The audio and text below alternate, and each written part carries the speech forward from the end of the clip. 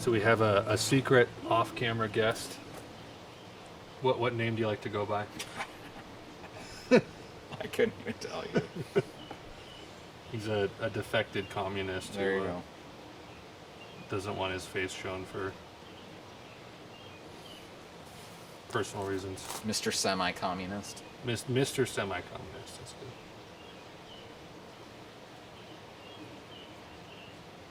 As long as it doesn't make it back to the CEO of Community Hospital, we'll probably be okay. And furthermore, my job sucks. All right. So Let me disconnect mine, otherwise yours won't connect. I think I've told you about this, Greg. My party playlists being formatted after the Taco Bell sauces. I think so. Yeah. So Oh, It's on the turkey. so I have party playlists for social situations, and I have them ordered in terms of intensity by the Taco Bell sauces. So I have salsa verde, which is like tame Kinda oldie, basics, yeah. oldies instrumentals like Buddy Holly. You have the mild, which is like more folk stuff. The hot, which is like more rock oriented, and then the fire, which is like borderline, like Nine Inch Nails, that kind of stuff. What about Caliente? Do you have a Caliente? I do have. category? I have a Diablo, which is There you go. everything mixed together. Oh. Yeah.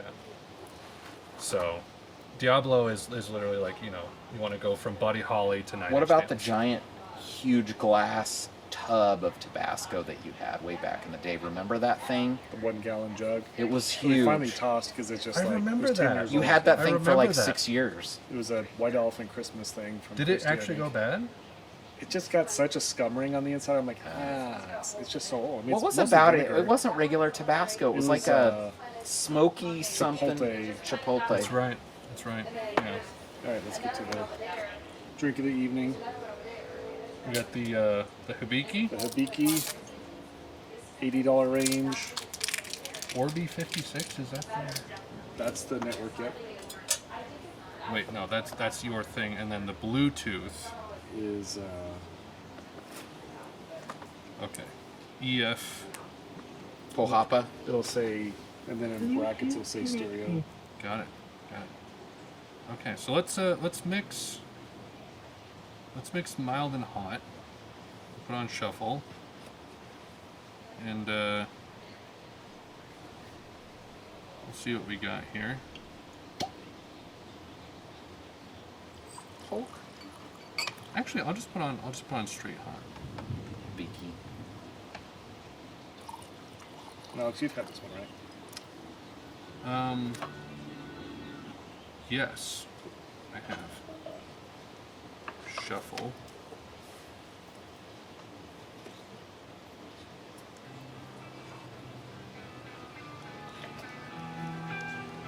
Okay, and then we have the Olivas. Oliva? Oliva Melania Series V Maduro. Series 5. I've heard it both ways. So they have a Series G, which makes me think that's a V, but I've heard it both ways. Also, I'm referencing Psych for like multiple seasons of that show where they like would joke of like I've heard it both ways, even though it was completely mispronounced. That is true. That is true. You'd probably really like Psych if you ever sat down and watched that series. Haley watched most of it, and we've been rewatching it with Felicity, and she loves to look for the pineapples. Yes, that's like the thing. That is the thing. Which, very surprising that like a 5, 6, 7-year-old would be interested in a murder mystery that is kind of above their heads, but she loves to watch it with us. Well, they are pretty goofy. They are goofy. I mean, there's not many shows that are going to have a running gag about Pluto not being a planet anymore for like 3 seasons. They wouldn't let it go. I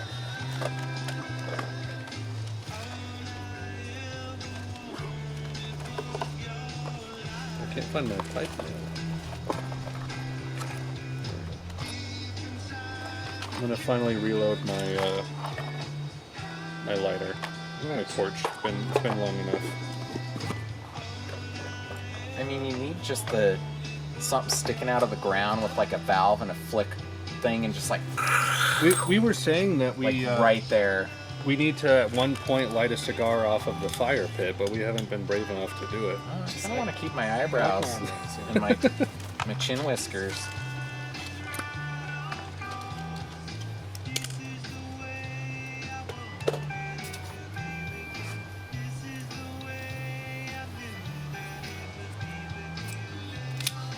So have you done these Olivas yet, Ryan? Yes, I think I've had a couple of times. Right, you've ordered these a few times now. Yeah.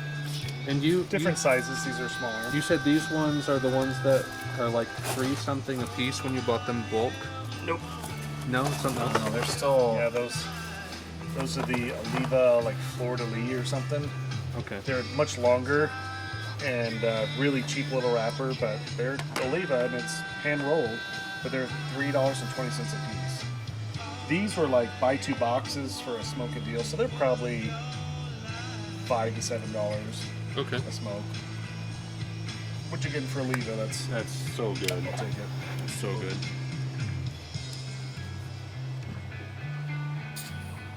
Gotta crank it up or crank it down. Bring it down. I was using it to fire up my little Smoker triangle. smoker triangle and took some serious torching to get it going.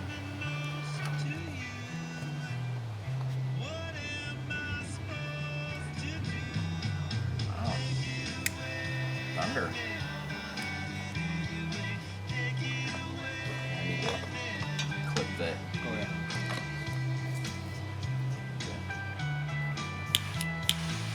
That's fine. It's tasty.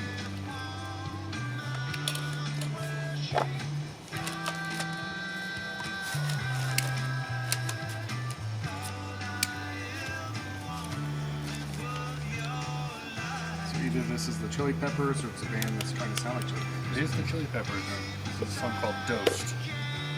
One of the very few Chili Peppers songs that I enjoy. Okay. There's something about like the Anthony Kiedis' voice and like the funk bass that I just don't dial into. But I guess I can see the appeal. The V cut. Put the other one through. I'll try a V cut on this. Think about a V-cut. If it just doesn't work for you, you can always just use the other one. That's right. I go It goes long ways through it, yeah. long ways like that. I need to Yeah, try like that at some across it. point. The V-cut. Depends on the cigar, but like I smoked a Milani the other day that came in like the big bundle pack, which they had again. It's like $25 for like 5 Olivas, but one of them is like, I don't know, my Weird. It's big, and so the wedge cut's perfect for that. Otherwise, you just have this huge raw tobacco end in your mouth, and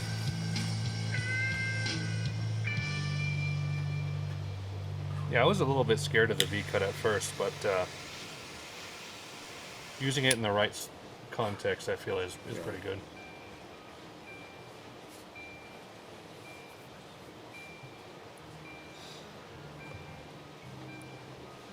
Can't beat the Oliva for the price.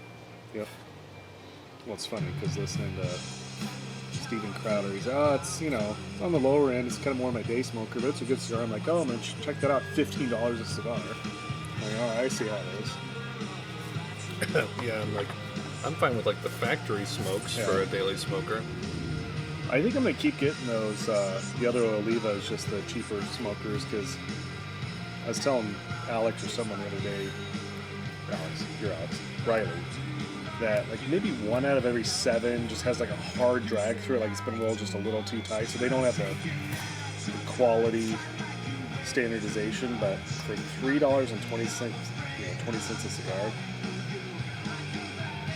I was telling you, it comes in like a big cellophane bundle, and if you smoke it right out of the bundle, it just tastes like a UPS truck. Yep. So you take them out, put them in your humidor for about 2 weeks, then they mellow out, take on the Spanish cedar smell, then they're perfect. Do you smoke much at home? It's usually over here. There's been a few times where I'll go to Rems and get some nostalgia and just sit out front. Sorry, it's all going away. But lately, I haven't really been doing that much. It's been pretty. The nicotine seems to kick in pretty strong, Got some nostalgia right there. and kind of have to It's not really metabolizing be, it. yeah, like you should. kind of really keep it limited.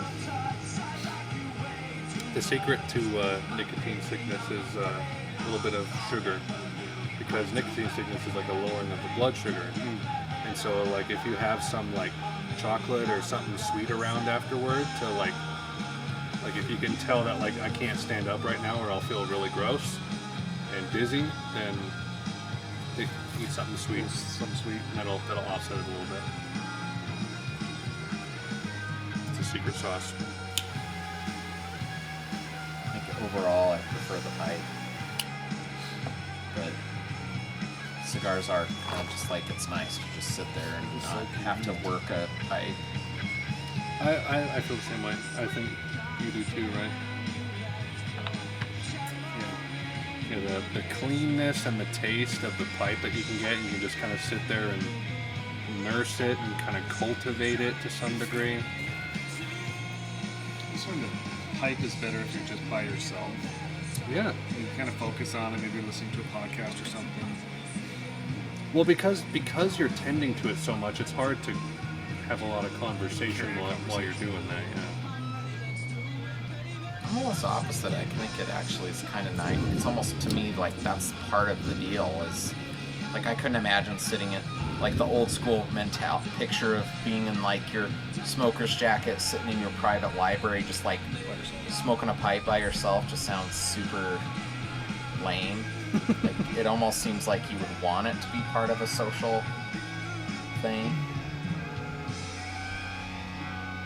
And maybe that whole process keeps me from doing,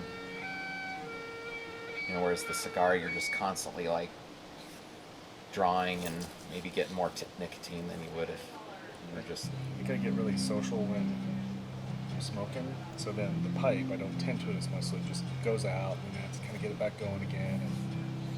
But I'd rather listen than say a whole lot anyways, so maybe that's part of it. And be part of that. Yeah, I was saying I'm just really surprised at how much Riley has dialed into the pipe. Yeah, He gets that thing going and keeps it lit. And just gotta figure it out. That pipe's amazing. Have you smoked from it before? I haven't, no. It's like absolutely amazing, Yeah. compared to even mine that's actually pretty decent. Does he have a gray bow? Is that what you got him? I got him a it's about $100 pipe from Rems. Really? Yeah, so it's Briarwood. It's not a what's the big brand? Well, There's like 7LE. 7Ls, yeah. I don't think it was a 7LE. Okay. Might have been a 7LE second, but it's full Briarwood, and then the stem isn't the cheap plastic. It's like some other composite. Yeah. But it's shorter than mine, but still like doesn't get you don't get that weird like singe on your tongue. Yeah. So He I doesn't need to. smoke it with I think filters. I just need to get a new stem. What kind of pipe do you have? It's kind of similar to his. Yeah, Briarwood something. yeah. It's Briarwood for sure. The stem is more like the regular Traditional. little curved, funky cheap. I have It's weird after all this time I haven't really like gone into Rems and just be like, hey, is the old guy here? The old guy's never there anymore. so this was the first one I got, which was ebony, Yeah. but it's kind of heavy, so it's hard to crunch. And then I had gotten like a dedicated pipe for my non-aromatics, which is a gray bow, Yeah. which is briar, Yep. and that one's pretty nice. And then somewhere in here, I have my like pipe I give to people who need a pipe, Yeah. which I think I got this in some. That's like, still a pretty decent looking Well, pipe no, that you it- give it- people to borrow. Yeah, this was a Crown, I don't know, but this was a pipe they threw into a bundle when I got some tobacco off of like pipesandcigars.com. Really? Yeah, it was just a freebie in like a $50 pack with 5 little pouches of tobacco. Yeah. And everyone says it smokes good. I haven't smoked from it before, but Yeah, just looking at it, I would think that smelled pretty good. Better than your old cheap clay little burner that's gonna nuke your hand and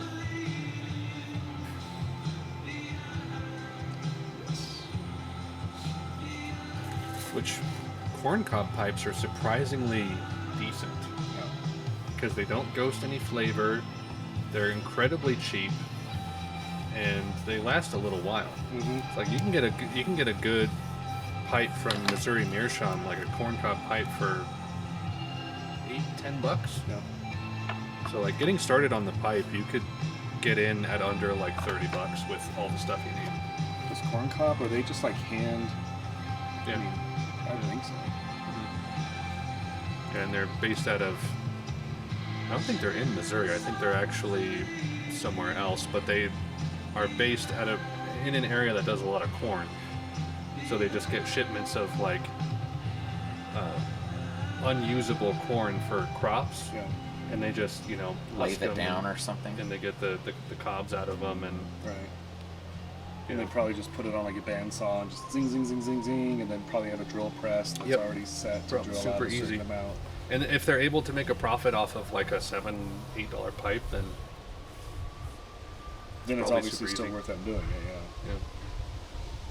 But I had gotten a few of back when they don't do them anymore, but Missouri Meerschaum would sell seconds of their pipes, so Yeah. you could get 3 of their normal pipe models for like $10. Yeah.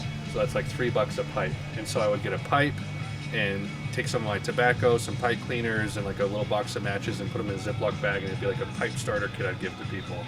It's like, you're interested in starting the pipe? Well, here you go. Just try it out. That's nice. So I gave one of those to Ethan. I think I gave one to Bethany, and I think I gave the third one to Dara's husband. And you hang around schools and stuff, and like, That's right. Like, hey kids, you want to try the tobacco? ever tried a School pipe? zone. Which, man, the laws against flavored tobacco It's so weird. are insane. It's like we're going to tax flavored tobacco because we think kids might be trying Swisher Sweets. No.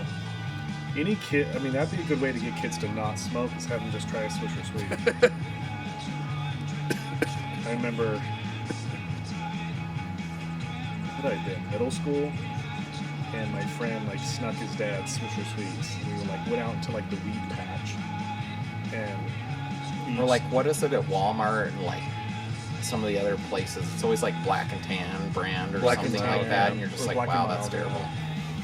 Yeah, like oh, 79 cents a 79 cents a piece. Is anything 79 cents a piece at this point? within like 20 minutes, one of my friends like pukes. You guys just all went into We stuff. were there. We saw that happen in real time We saw that too. at the initiation of pipe tobacco. It made me feel really bad. Yeah. Do you still have that clay pipe? I mean, does it even survive that long? I mean, those were garbage. I do not have that pipe anymore. It's probably, I thought I gave it back to you so you could use it as a spare for when someone came over. you might have, and it's definitely wrong. Well, just nuked out. Like, you'd just be like burning your hand as you're trying to. And it didn't stay lit for very long, no matter what you did. It's weird how you need that insulation. It does like a huge, like that whole briarwood style. It's just interesting that certain woods are just, and materials end up being so much So better. your other pipe that's a lot heavier, what's that wood? Ebony. Ebony. Very hard wood. Yeah. And then how does that smoke compared to your other briar pipe? As far as heat wise. It's hard to tell because it's a bit thicker of a bowl than the gray bowl that I have. It can get fairly hot, Yeah. whereas I feel the briar smokes a lot cleaner. But I've only smoked the briar a handful of times Yeah. because I don't lean towards the non-aromatics as much.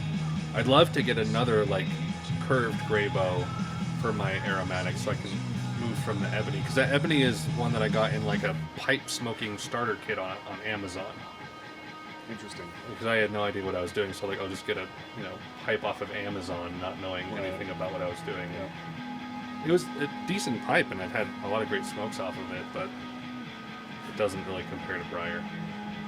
It's cheaper than briar, so that's why it was in a pipe kit. what first got you interested? Because I know Matthew and I, like, we'd smoke a couple times a year when he was back in town. And I actually don't know. I don't remember. I think it was just like in casual conversation with Haley or something. Like I had the realization, like, oh, I'm an adult now and I can like smoke pipes and cigars if I feel like it. yeah, It's like I might as well try it. So like I go on YouTube and I look up like how to smoke a pipe, and I find this guy who has like this crazy like long white beard, and he's out in his shed, like divorced guy, out in his shed in his backyard that he calls his Van Gogh room because he has like Van Gogh paintings all over his shed, and that's like his place where he chills out, reads the Bible, and like smokes, and he shows like how to smoke and like pack a pipe, and I've been subscribed to him ever since because I like his stuff. But that was my first foray into the. But he's pipe. divorced. He's divorced, and he's become like he has like almost 300,000 subscribers on YouTube. But it's large. It's not really even tobacco focused. He just does like videos for guys who are struggling with like women and relationships, and kind of like a Jordan Peterson type. so it kind of fell into it just through life circumstances. Mhm. But, Obviously, didn't do all that just to get YouTube famous. He did all that, and then Yeah. he started doing video as well. He did like a video where he like not backpacked but like hiked out to like some kind of like river near, he lives in Philadelphia, like hiked out to some river and just like hung out in the creek and the waterfall and just like chilled and enjoyed the nature. And Yeah. so when you get into the pipe and you like try to learn from people online, you find a lot of people who are like very patient, peaceful Oh, kind of that people. makes sense.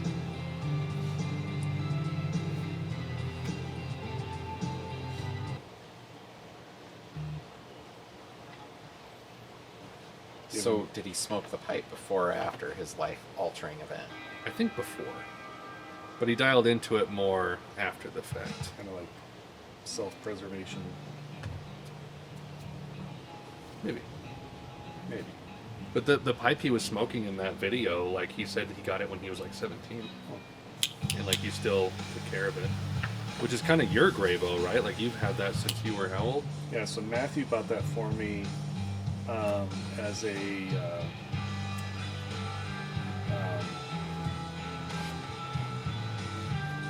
Present for something?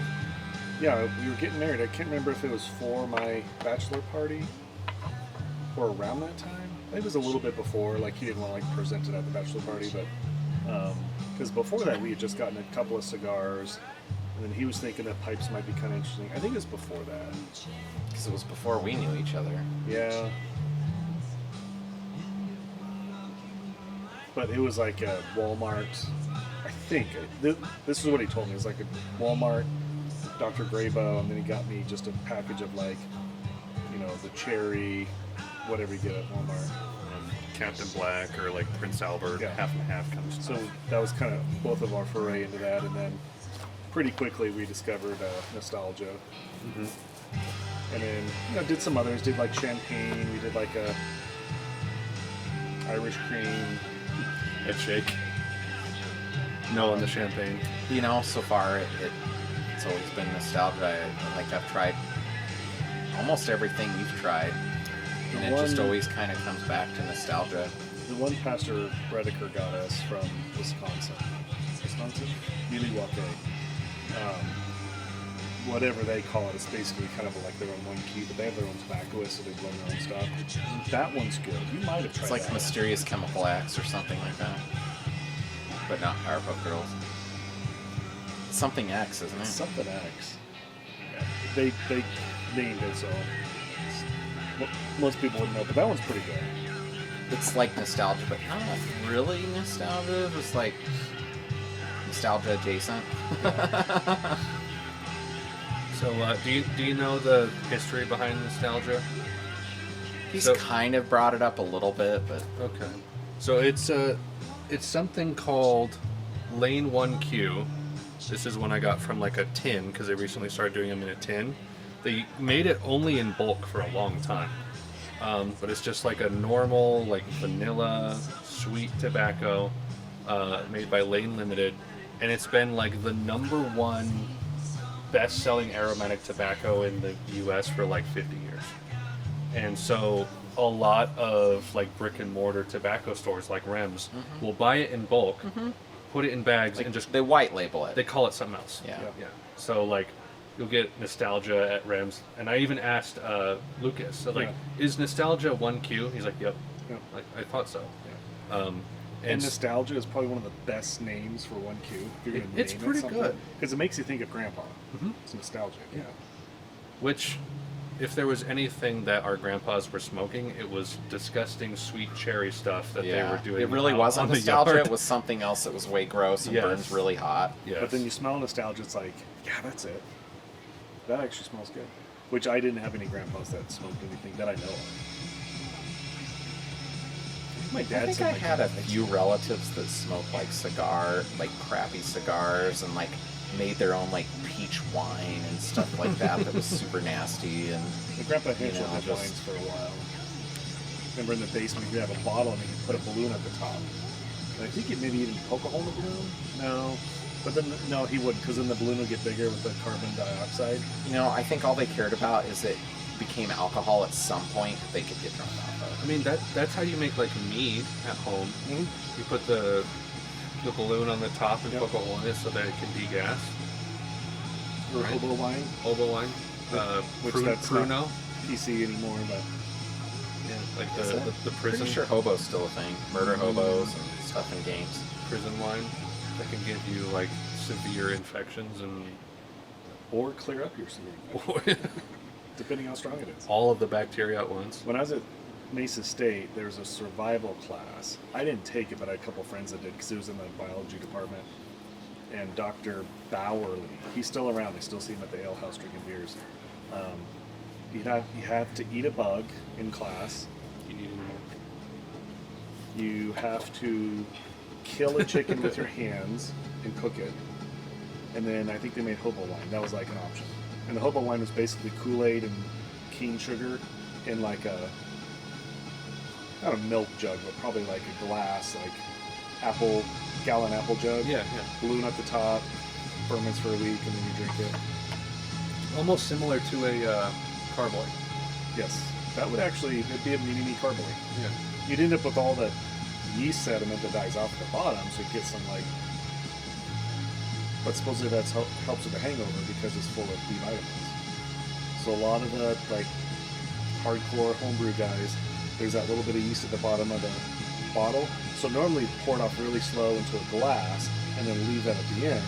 But a lot of those guys will chug that at the end because they want the shot of B Like vitamins. chugging brewer's yeast or Brewer's something yeast, like yeah, that. pretty much. Yeah. So it's chock full of B vitamins. There for a while, Kind of tastes I like was bread. putting that on like stuff. Yeah. Ooh, Yeah. man, it's hard to make it work. It's kind of nutty. It's kind of, I don't know. Well, what's his face at church? The I can never remember their name. Bald guy who plays the bass and his wife does backup vocals. You know what I'm talking about? He came up and he was joking Oh. about the Lane. Lane. Yeah. He was talking about the like Indian reservation stuff when we were in the Lane's booth. hilarious. Yeah. Yeah, talking about You how need to talk to Lane more. I'd like to. I About worked for Lane back in the day. what did he do? They were a distributor for Candy's tortillas. Remember that? It's like the only tortilla chips in the grocery stores in City Market for years. Mhm. And so I stocked the chips on my break when I worked at City Market. I got I must have been younger than I I would got remember. $5 a day to. So on my break, I go really quickly stock the tortillas and the tortilla chips, where I'd like face them up, and I get Yeah. $5 a day for that. That was, but yeah, Lane did that. Then he did Shangri-La Tea for restaurants. I think when we talk work, it makes me realize you're just that next stage older than me. Just barely. Yeah. It's like, what were you doing? I was working at Toys R Us for my first job. What were you doing? I had been working in Dos Hombres or wherever for years, you know. Well, I did get my first job when I was 14. So That's like, what I that mean. had That- so many yeah, years. no, there was no Like job at Mr. 14. Steak was my Yeah. first job. No one knows what Mr. Steak is. Yeah. How many years between you guys? Well, I'm I'm 44. 49. So There you go. Okay. 5 years. Which is it's not just that enough. long, but it's long enough. Just enough to him be solidly Gen X and me to be like that weird, ephemeral between generations. yeah, plain Gen X, just just kind of zillennials as they call them Oh. sometimes, if they're willing to even go that far. Gross. Anyway, he was talking about the like what the people on like reservations do to get drunk, which is wild. So my dad worked at Albertsons years ago, and the store manager had a drinking problem. He would go get, what is the gross aftershave that's like blue? Oh, jeez, I can't even remember that. I stocked it Aqua at something. Yeah, I stocked it at Safeway. I know what you're He talking would about. go grab bottles of that and go up to his office and drink them. I'm like, you're a store manager. Just bring your own hooch. Because it had ethanol in it? Yeah, it's gross. Was he Native American? That I cannot tell you. Because I mean, they're like, that's the thing, is they're allegedly like more responsive to alcohol than normal. Like Right, most other, genetically, yeah, That is genetically. correct. So they'll Mouthwash, yeah. crazy. Yeah, not Listerine. That would legit kill you. But like, you know, the scope stuff like that doesn't have the antibacterial stuff in it. Yeah, it's a grain alcohol with other stuff in it. Now, Isn't with there the like can- a mouthwash that they sold for a while and then they realized it like led to stuff worse? And it was before like the super recent stuff where it's just like, wow, your mouth biome really determines if you're going to get cancer and all this other stuff. But it was like that kind of same thing where they had to take it off the market because Well, you find out that there's a study on Listerine too that kind of showed the same thing. It's like you shouldn't be just trying to completely sterilize your mouth. It's like not really a good thing. Well, the same thing with like Pert Plus in hair. No, I'm just kidding. well, sunscreen too.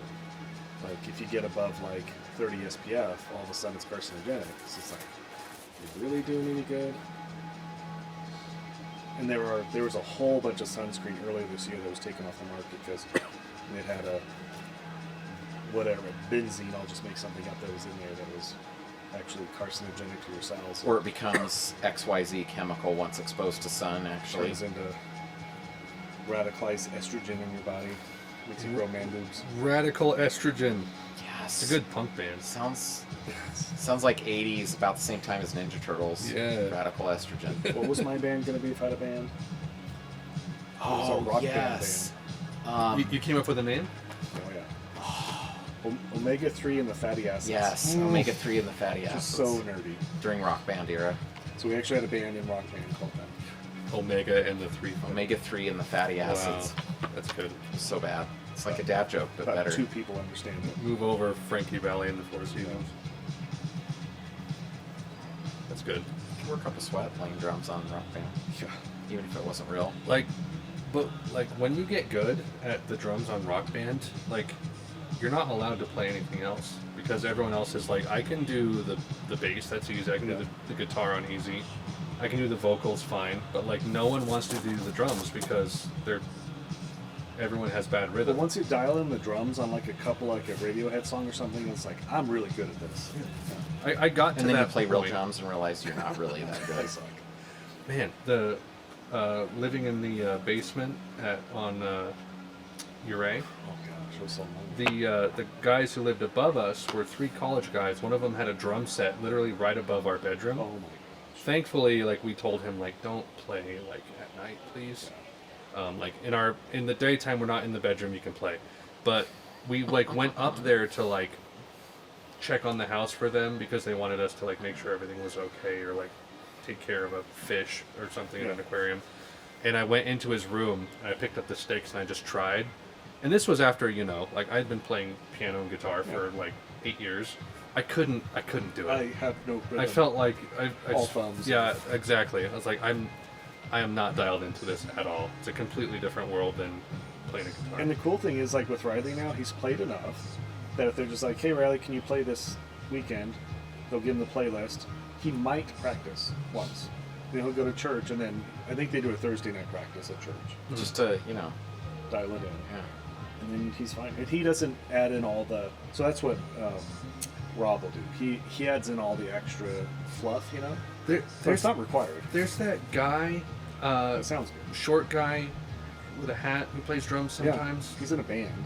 Yeah. Yes. Gosh, what is his name? The short guy that's in a band. He always That's all I wears, need. a, always wears a hat. He's in a band with the guy who plays keys sometimes. Yep.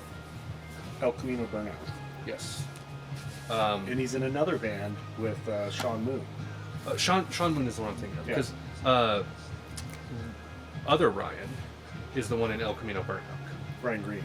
Yes. Yeah. The younger guy is in Sean Moon. And Sean Moon's more of like Ben? a country band. No, I think it's Ben. I don't think it's Ben. It could be Ben. If Riley was here, we'd know. We would. He's But given Riley a lot of pointers. He's really good on the either way, Sean Moon's drummer. Whenever he's drumming at church, I can tell like he'll do like the great build-ups into the you know He's just the climaxes. he's so and good at it. just The kind of rolls. stuff that depended on the church, it would be like, this should only be in a bar. I'm sure he's played in This plenty shouldn't of even bars. I be heard here. Led Zeppelin back in the '60s. This is just like that. I can't handle it. I don't. It's not in a place of God. It's fine in a bar, but like, there's no place for it here. Rob also plays in another band called the Dubious Brothers. So it's him, Doug Simmons, that owns Instrums. I think plays guitar. So it's the Doobie Brothers, but they're dubious. So it's a cover band, Yeah. I think they play some of their own stuff, but mostly cover. any of that, if you want to play at all and people like it, you've got to be a cover band in Grand Junction. And that's just how it works. Like I have a decent amount of original stuff that I could play like an original set, okay? But like I'd lean on covers pretty good. Have you ever gone out and tried to play in public? No. Like at the cavalcade? No. I challenged Riley to do that because he's got a couple You challenged buddies. me to do that too. I was challenged to do that. I'm like, hell no. But it's just like, you just rent the space for an hour or whatever, and people will be there, and you just play. I feel like music sometimes like franchises. Like, people don't want it until it's a thing that's a known thing. What do you mean? What do you... Like, until it's Applebee's or Chipotle or something As far like as like that. a musical style? Yeah, Oh, like, okay. or even just the song itself, like whatever that song might be, like it needs to come from like this big push of mass, you know, marketing and whatever, and then it's okay. But if it's some kind of smaller kind of niche or genre or something like that, it's just, it'll always be on the very outskirts and like, oh, I just don't like that. And then it blows up or something, and then all of a sudden everyone has the shirt and the album and the I like and the watching whatever. the really old reels. I saw one the other day of Green Day when they were. It was Green in Jello, in high school, and they got sued for it. which they did. Green Day. It was in. They were in high school, and they played for like a high school dance or something. Mhm. And it was like, I can't remember the guy's name, Billy something, Billy Joel Armstrong, or Anderson, Armstrong. something like that. And you can hear it, but it's like they're in high school, and he actually sang one of his original songs, and then like everyone else was like doing their thing, and then someone way in the background is just like over there, just like loving their life, like this is the best music I've ever heard. So he would have been the what's that term? It's a psychological, like the first adopter. But then if you can get a second or third adopter to that, then all of a sudden you've got a little bit of a movement going. That's like there remember- are. There's a YouTube video on I that. remember living in the South and like Green Jello, when they were right at the beginning, like the album came out that way, and there were people on the school bus listening to that. Slightly post-grunge. And then like a couple months later, it was like, oh man. then it was Green Jelly after Yeah. that, and then they That's, just went away. Yeah, they were kind of the like progenitors of what you would call like pop punk, where it's punk rock, but it has like that pop sound, pop yeah. appeal. It's almost like Blink 182. Yeah, yeah. Which I guess they're coming did down. Green Day predate Blink-182? Green Day's old. Because they were like 92 when their first album came out, right? Earlier? I swear, at least from where I was way back in the day in the South. Their It big was album was what? Green Jello I Dookie or heard whatever. first, Yeah, and then Dookie may have been 92. Blink Yeah. came later. Yeah. Yeah, Green Day Blink, predated Blink them. didn't come into existence in my mind until MTV. That's probably true. Sounds right. Yeah, they were probably like mid-90s. Blink-182. like all the small things, Yeah, sounds right. all that stuff. Weren't they big in American Pie? Wasn't that about that kind of the same time period? American Pie was like 99. Gosh, I just Late my 90s. brain doesn't go that far back anymore.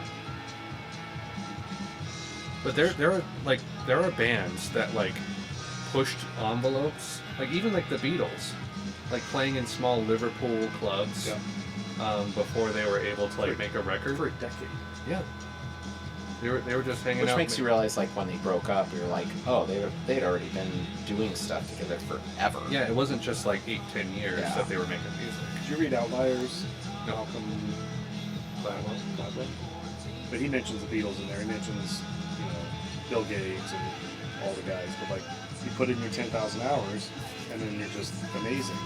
So all the great violinists, when they got good, to where people are like, you're amazing, they had about 10,000 hours.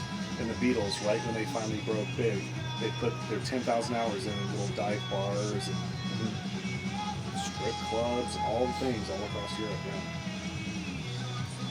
Yeah. People argue that their music wasn't complicated and it was so basic and this and that. It's like, well, based on results, I think they did pretty good. Yeah. And sometimes simple music's okay. Like, once they got into like the psychedelic realm, their music was not simple at all. No. By that point, yeah, like Yellow Submarine and all that stuff. But they were doing like stuff that like classical musicians would do. Like there was a song off of I don't remember the name of the album, but it's And I Love Her. It has what's called a Picardy third, Yep.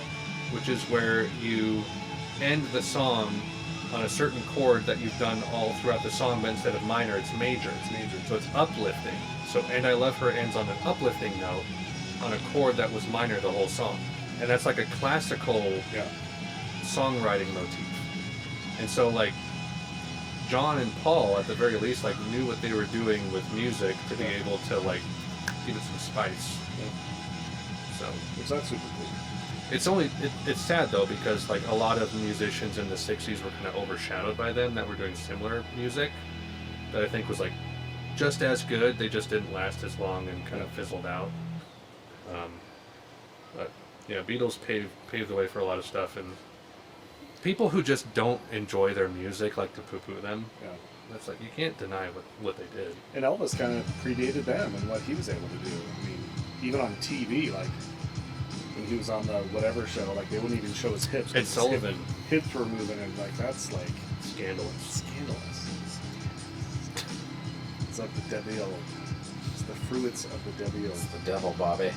No, Mama, you are. We were talking in the car the other day about once we get to heaven, finding out like, did Elvis or Hitler or Andy Kaufman actually die, or did they fake their deaths? And Jimmy Hoffa. Jimmy Hoffa, yeah. Where's Jimmy Hoffa? Where's his body go? I mean, somebody showed up in like Meade when it got so low.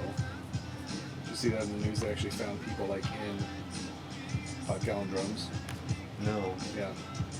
Probably the mafia decades ago tossed them in like Meade. Did you see The Irishman? I never did. Yeah, that was like Martin Scorsese's comeback for gangster movies, and it was about Jimmy Hoffa. And Okay. I think Al Pacino was Jimmy Hoffa. Hmm. It was like Robert De Niro, Al Pacino, Joe Pesci.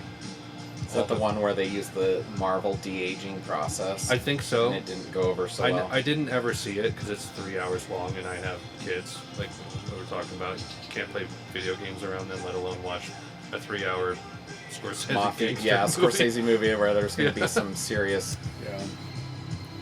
But yeah, they like de-aged De Niro. I think they put like Pacino on stilts or something like that. Like they made him like taller to match like Jimmy Hoffa's height, which is really funny to me. There's stuff where it works and there's stuff where it doesn't. Yeah, like the more subtle stuff, I feel like there's been movies that are like low budget that do it way better than like Disney de-aging Mark Hamill. You know what I mean? Right. I don't know. I think they've done pretty good with like the Ant-Man movies with what's his face. Oh, yeah. Who did you? Wow. How can I not remember his name right now? Michael Douglas. Yeah. Like, Oh. that's Or been no. very successful. Kirk Douglas. Kirk Was Douglas? it Kirk Douglas? or Kirk was it Douglas Michael died recently at the age of like 103. Yeah, no, it's Must Michael have been Douglas, Michael dude. Douglas. Yeah. Him and Michelle Pfeiffer. Yeah. Okay. They did it. Like, everything about that is what I want with that technology. Where it doesn't you get draw to attention relive to it. the prime or close to prime of actors or actresses, or I guess it's just actors now. They don't really separate it out, but you get to see them how you remember it. You know, it's almost like that nostalgia thing, how you remember them a different way than their actuality. Yeah. But they don't look like a plastic Barbie But it doesn't doll. look terrible.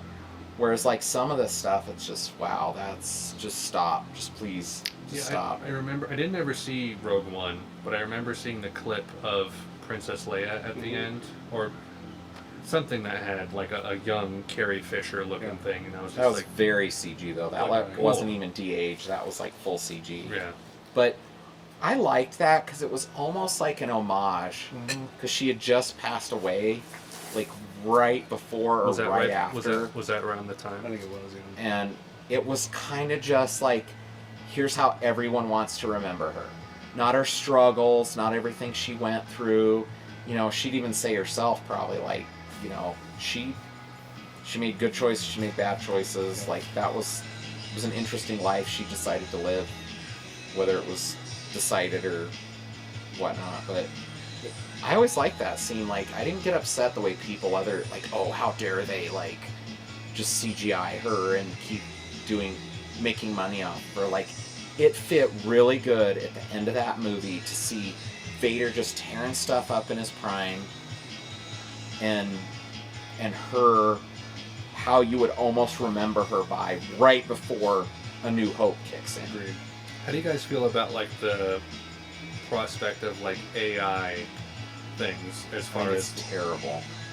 like generating fake people? Concerning. So Because there was that that ad. I don't remember what company it was for. Maybe like a chocolate company that did Audrey Hepburn.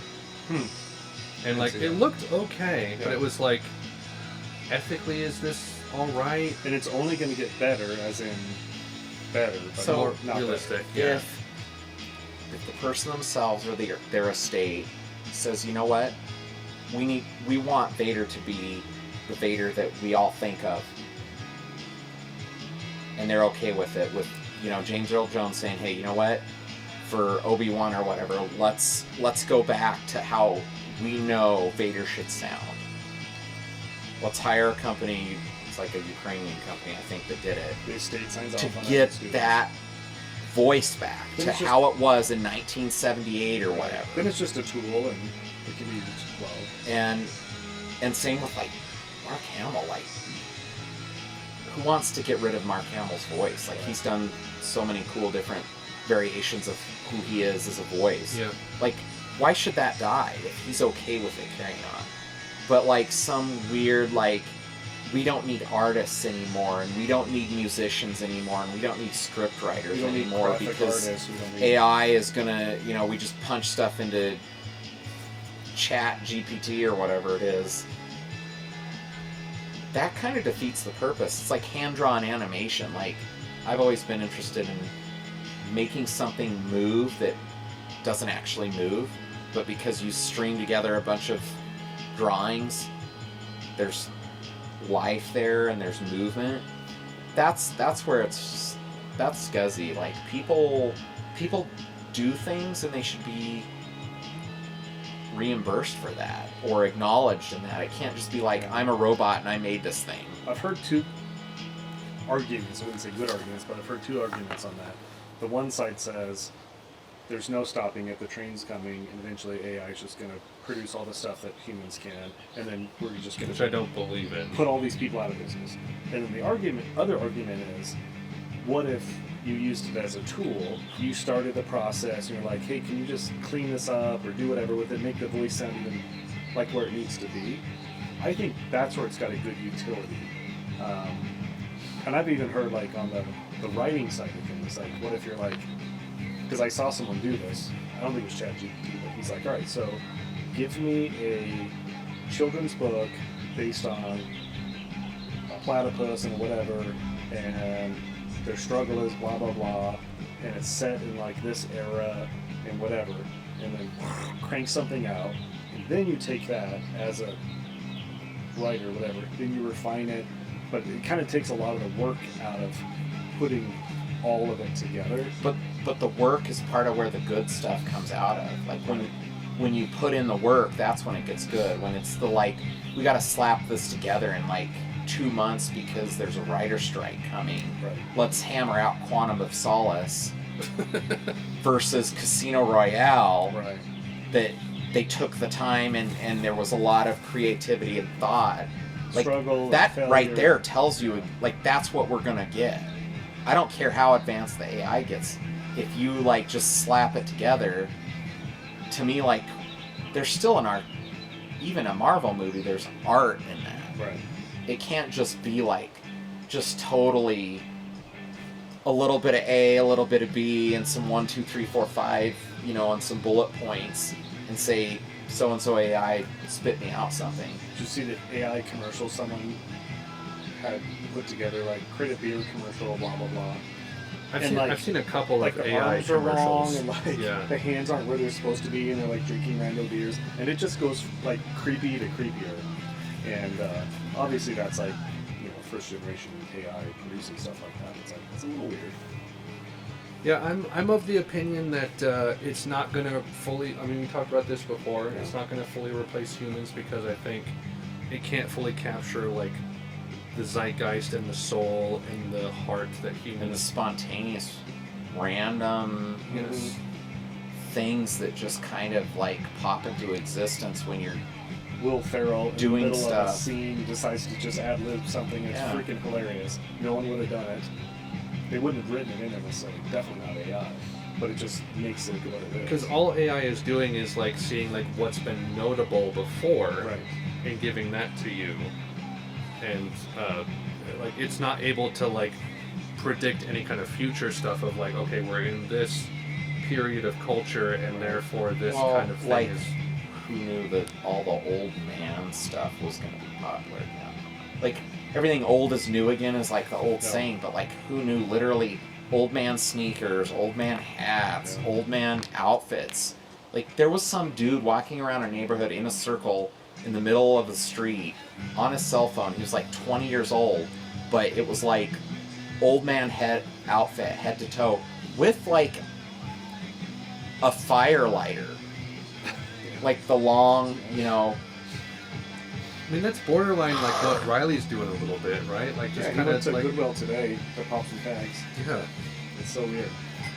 See if he can find a members only jacket. oh gosh, and we ran from that Yeah. growing up. It was just like that was what Grandpa wore. Right. My Riley- grandpa wore that. Yeah. Riley's got the New Balance sneakers that has like the Hey, foam Ricky. wedge on the bottom with like Yeah. the tread that like lips up the front. It's just like, what? Like, really, those are And like it- grandpa shoes. yeah, it's the I thing know they're now. cool. Yeah, I kind of feel caught. Like you're talking about caught between generations. Like I don't know what to do fashion-wise right now. Yeah. As I never as, fit as a 30-year-old in in anywhere, so it 2023. didn't matter. I'm like, I don't know. I mean, I'm wearing socks like this with my shorts because the other ones weren't washed. Yeah. That's about as far as my fashion sense goes. I wear what's clean. Yeah.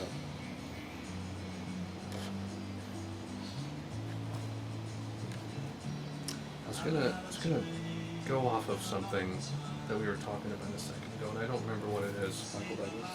Michael Douglas. Man, that guy still has hair. So I don't know if it's a wig now at this point, but like, if he's really that old and he still has that kind of hair, it's amazing. Is he acting anymore? I haven't seen him in anything. Yeah, Quantumania. I know Like he was actually in it, and they just Yeah. DH'd him. Mm-hmm. Okay. I know a gal. Her husband was his stunt double for a couple decades. Have you guys seen The Game? Michael Douglas, The Game. Yeah. So have you seen it? Are you gonna see it? Probably. Don't care. It was like Ruin it. it was like 97. Ruin it, baby. That's David Fincher. So at the very end, he jumps off the roof. Yeah. Remember? That was his stunt double. He lives in town. He lives in You Greenwich. know him? I don't know him. I know his wife. Okay. And now he flies like large, like model airplanes. But not that long ago, he was over in London, no, Ireland or somewhere, because Michael Douglas had another film, which I'm sure there was a lot of CG and all the other stuff. But That's cool.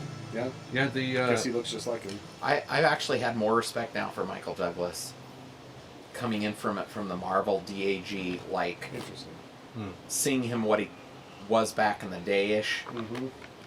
as something I'm interested in Yeah. versus his original movies that I would have never even thought of I saw watching. Fatal Attraction. Mm-hmm. I never saw it. Was he in Wall Street? I never saw that. Yes. That was like his. He was That the was big like CEO, almost the the big. tycoon. His big Greed one. is good. Blah blah blah. Yeah. Gordon Gekko. That was his big movie. I didn't see that one. I only saw, I think, Fatal Attraction from back in the day. I didn't see him in much. Have you seen Falling Down?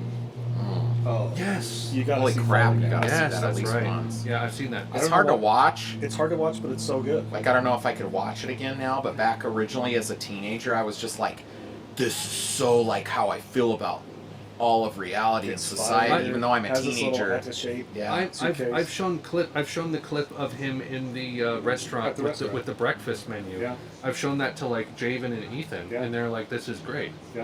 and they're like, "I need to see this movie." It's like, I don't know why it's so great, but it is. Romancing the Stone. Oh, Yes, God. there you go. That- that's that's a- actually the first time I ever remember him. That's another one I saw. Yeah. Yeah, I saw that a couple of years ago actually. It was good back in the day. I don't know if it would still be good. I've been trying to round out my '80s Yeah. movies, and that was one And that I some wanted of to that do for a stuff's while. like, I forgot all wow, about that movie. you have a lot of nostalgia going on, and then you watch it, and you're just like, this is terrible. There's some Beastmaster's like that. Like I remember being scared to death of like the thing that like wrapped around you and like sucked you dry, and your bones fell at the bottom, and like the ring with the eye. And then I watched it, I don't know, at 25 or something. Just the cheesiest piece of crap I've ever seen. Like you could see where like the guy just has latex gloves Yeah. on to pretend to be weird monster thing. But back then we never noticed that. But at everything 9 else or was whatever, amazing. when I first watched it, it was real. It's like so many. I haven't seen it yet, but so many people talk about like Never-Ending Story, Yeah. traumatizing them. Yes. Oh, yeah. But it's like So I know depressing. if I watch it now, it's like it's probably not going to hit as hard as if I was like 10, 12. If you watched it then and then watched it now, you still get the depression. Yeah. If you Horse- never watched horse it in the then quicksand. and now watch it now, it's just like, what is this cheesy crap movie? Yeah. It's like Labyrinth, right? Like Labyrinth or The Dark Oh Crystal. yeah, Labyrinth is super fun to go back to if you watched If it you then. watched it. Now you're just like, I What am I don't get watching? this Jim Henson weirdness with David Bowie. Christy had me watch Labyrinth when I was like 16, Okay. and I was like, okay, Alright. okay, I don't know. Okay. And then like looking back, it's like it's David Bowie at his like musically worst. 80s was his weakest period, honestly. That's when he's living in. Or I don't know, behind the fall. weird, the Babe, the Magic of the Babe or whatever. Babe. Yeah. It's still Uh, kind of fun.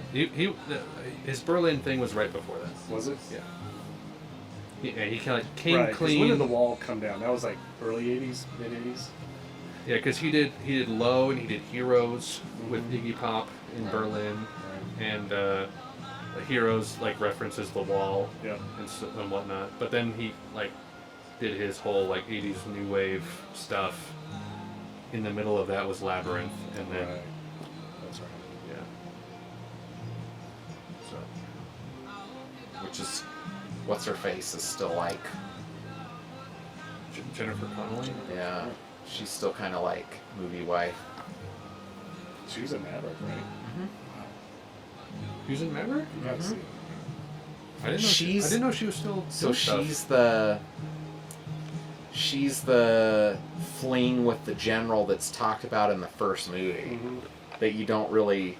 It's just like, here's this reason why he got sent off to whatever. I can't even remember, but she's that. Okay. Yeah, I was. Which he never. The first one, he never had relations with her. No, but that's what I mean. Like Yeah. they mention it really briefly in like one scene. That's her. That's her. And then she was also Rocketeer. Mm-hmm. Yeah. I love that movie to That was this one of day. my I can watch first that. girl crushes was her in Rocketeer. I'm like, Yeah. she's pretty cute. That's what I mean. She was the first movie wife. And she's doing well. Taking her vitamins. She was in a movie. I don't remember the name of it. But she was in Labyrinth. She was in Yes. Lap That Ride. was like her first thing, She wasn't was it? like what?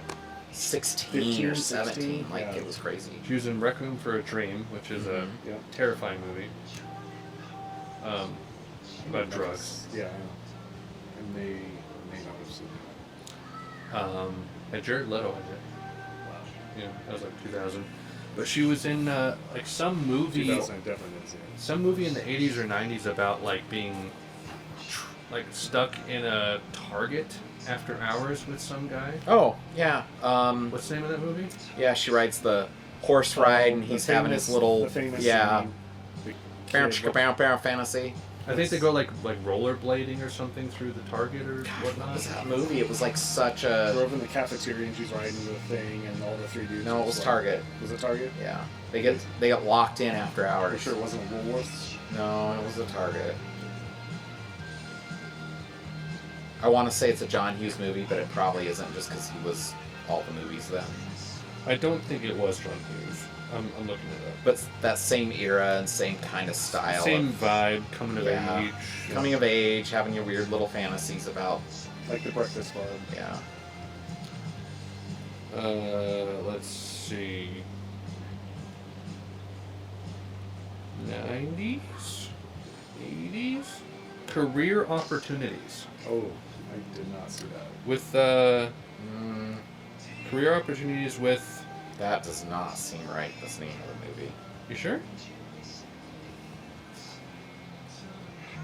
No? Oh, I guess it is. Yeah, Wow. that looks right. Yeah. That looks. I didn't see it, but I've seen the clip. Yeah. Because it got I remember watching the movie. a lot of mileage.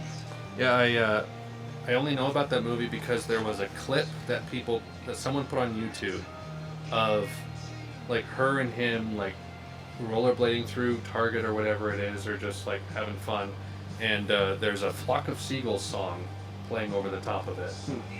And you know, back in the era of YouTube where it's like, let's take this song and this movie clip and put them together for no real reason, and it has like 5 million views and people are still watching it. Well, it's Mandalorian season 2, and like, I need a hero. You blend them together, and then you do a little bit of work to make sure like his lightsabers hit at the right beat of the song, and it's amazing. Yeah.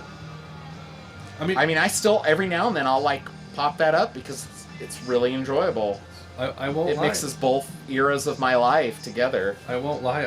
I have made at least one video like that in my life. I took a Radiohead song and I mixed it with Dr. Strangelove, a Kubrick movie. It was like a very specific song that like made me think of the movie, and I put them over each other. And Oh my gosh, I remember going to, like, in college when I was going to do digital animation and production, i.e. go work at Pixar or Yeah. Lucasfilm or something and do CG, being dragged to Eyes Wide Open, or Eyes Wide Shut, Eyes Wide Shut is the last one. right. and IMAX, blah, blah, blah. And it's just, Was it not your vibe? what am I watching? Like, it's both weird and also extremely boring at the same time. Sure. Is that Tom Cruise? Oh, Nicole, yeah, him Tom and Cruise and Nicole Nicole Kidman. Kidman while And, they were and married. it's like the Tom Cruise that, like, I'm Tom Cruise, directed by Tom Cruise, and I'm gonna, like, be Tom Cruise, and I'm gonna make my wife do things. yeah, I'm gonna make her get naked and show my. That was also in the era of like Far and Away. But just like being really pumped up to be this thing that you need to go see, and it's just like it's kind of a crappy movie. Like there's no way about making it have deeper meaning, or any kind of like it's really just a husband and wife having troubles, Yes. and Yes. kind of a long, boring movie that shows things that you may or may not want to see, but at the end of the day, you're kind of just like, okay, I'd rather watch Fight Club, or I'd rather watch something else around that same time era of when that came out than this. So what are some of your favorite movies? Off the top of your head. Jeez. I don't really have like deep movies. It's like Jurassic Park. I like Rocketeer growing up. Like that was a big, like that hit at the right time. Like fun, but not like super serious, but just serious enough. Back to the Future kind of thing. Back to the Future. I mean, that, to be honest, when you think about that, like I was still 6 or 7 years old, maybe when the first one came out. I can't remember when. That's 85. Yeah, the first like I was one. like 6 years old, so like it was there, but it wasn't something that was just like the biggest thing of all time. Sure. I feel like almost Jurassic Park was that first time I went to a movie and was just like, holy crap, when that brontosaurus rears up and the John Williams thing just like kicks in. I mean, that's still something I could watch over and over again. Even my kids, we watch that first part of Jurassic Park before it gets, the raptors start doing their thing. Yeah, the guy like being like pulled into the. Yeah. It's still just like, whoa, Dad. Yeah. Even filming it was just like that. It was well done. And that was still- that was like 91? 93. 93. But then I really like Ninja Turtles, like the first movie. Like that Jim Henson era, like, I really enjoyed that. Like, I don't know if I could ever say, like, I have this movie that's my favorite movie. Sure. It's kind of era specific too, right? And- Times in your life. And I'm very like, I have like a very, I wouldn't say definite, but like, I've had like a top 5 for a few years, but some of those movies in my top 5, like, I don't go back to as like fun movies. Some of them I do, which like all of what you're saying sounds like stuff that you would go back to like any time, more or less. Some of my favorite movies are like that, but like my top favorite movie, like I would not go back to at any time. I have to be in the right mood for it. Like you don't want to ruin it, or it's just you have to be in the mood. It's dense. Okay. Yeah. So like my favorite movie is 2001, The Space Odyssey, Ugh, yeah. which like It's not a daily watcher. it's not a daily watch. A lot of people don't like it. I got a lot out of it, and I have every time I've watched it. But like I've only seen it like twice. But like my second favorite would be like The Sting, with Robert Redford, Paul Newman, and like I could watch that anytime because it's so fun. But like I also have like favorite movies that I think aren't that good, but I just love them. Like the Shanghai movies with Owen Wilson and Jackie Chan, Yeah. like Shanghai Noon and Shanghai Well, I think Nights. everyone has that, like, what do you want to call it, a comfort movie where it's just like, I'm going to throw something on. It's like Princess Bride. I Yeah. watched that movie probably 300 Princess times. Bride is so good. I It's come so home from good. work. He's every day talked and I about put that, on like, or what's Dover his face? smoking. He's talked about, it's like, you couldn't make that movie now. No. No, The budget to make it not stupid now, no one would sign off on for that kind of movie. and it was a labor of love from like everyone making it, and it wasn't a big success when it came out. No, it it was was crap. It was a VHS failure. that made it big. It was a failure. Yeah, like In 10 years theater. later, like Carrie Elwes was finally like getting stopped in the street, being what's his thing that he says, as you wish, and he'd be like, wait, what? What? Had It's to like get it's old been like after a while. decade since I made that. Like, why is this big all of a Which, sudden? because of that, he's in like Psych. There's several episodes where Yeah. he comes in as Psych, Yeah. an episode of Psych, When he did the Robin Hood Men in Tights. After Yeah. that. which I never, That was actually pretty good. like Mel Brooks' humor I could Never never got really it. get into. Like, I watched, what's the cowboy one? Blazing Saddles. Blazing Saddles. And it's just, It it was not funny. Like, none of it was funny. Mel Brooks is like drinking from a fire hose if you're not like tuned into him. It can be like, it's just not your thing, which I understand. I didn't like Blazing Saddles. I liked Robin Hood Men in Tights. I thought that was pretty fun. But he's a certain taste, right? His I think it was 60s movie, The Producers, with Gene Wilder, and then some other like 40s 50s comedian, I don't remember his name, was pretty good because it was like these guys in Hollywood that wanted to produce a play Yeah. that they could make a bunch of money off of and then like split because like no one knew that it was like cheaply produce a play and then like split. And so they found like the cheapest play that they could, which was some Nazi guy. And so they produced a play called like Springtime for Hitler. Oh my gosh. And like it it's so funny. It's a different. It's not as intense of like a Mel Brooks humor as like Blazing Saddles, all the stuff in the 80s and 90s. But it's pretty good. It's even like it's less than I've like heard of it, I've never Young seen it, Frankenstein. Yeah, Producers is pretty good. They rebooted it with like Nathan Lane and Matthew Broderick in the 2000s, which I never saw it, but I didn't see that. the original I know was That was pretty like good. post Lion King for Yes. those two.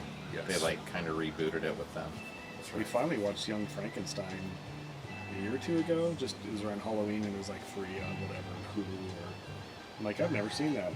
It's pretty funny. Definitely Mel Brooks though. It is pretty funny. It's not my favorite, but like Gene Wilder he's a lot of fun to watch. There's some actors. I have a few where it's like I'll watch most anything they do because I just like to see them work. Yeah. Or you wish that like they could be now, What do you mean? like Gene Wilder now, Yeah. not 40 or 50 years ago. I went on I did like a few actor sprees where like I watched like all of Dustin Hoffman's good movies. In like this, like I watched like Tootsie. Yeah. I watched Straw Dogs, which is a crazy movie. You'd like it. It's hard to watch, but you'd like it. And then I watched Rain Man, all the I watched all of Michael Caine. Wow. Like the original Italian Job. Yeah. Alfie, which was like his breakout movie. Like he did a bunch of 60s movies. Get Carter, Yep. which is like him as a hitman. Yep. Great movie. Yep. Like he made a name for himself within like 3 years of like amazing movies. There's a few other like actors that I want to kind of dive into that have done a lot of good stuff through like the 60s and 80s. I don't know, I've kind of almost like decided to never listen to what anyone says about a movie at this point. Like I've gotten to the point where there's been so many movies where everyone's like, here's this thing and it's crap and it's this and it's, you know, whether it's woke or just totally terrible or it's just whatever. And then I just watch it and I'm like, It's very enjoyable. well, it's either really enjoyable or it didn't do good because it was woke. It just didn't do good because it was a crap movie.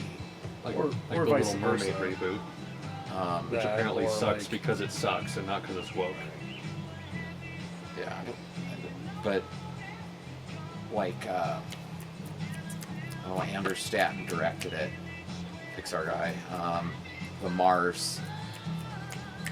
It's based on like an old novel where the dude goes to Mars, and because he's up in Mars, he's super strong, just because the gravity's different or whatever. What's that movie?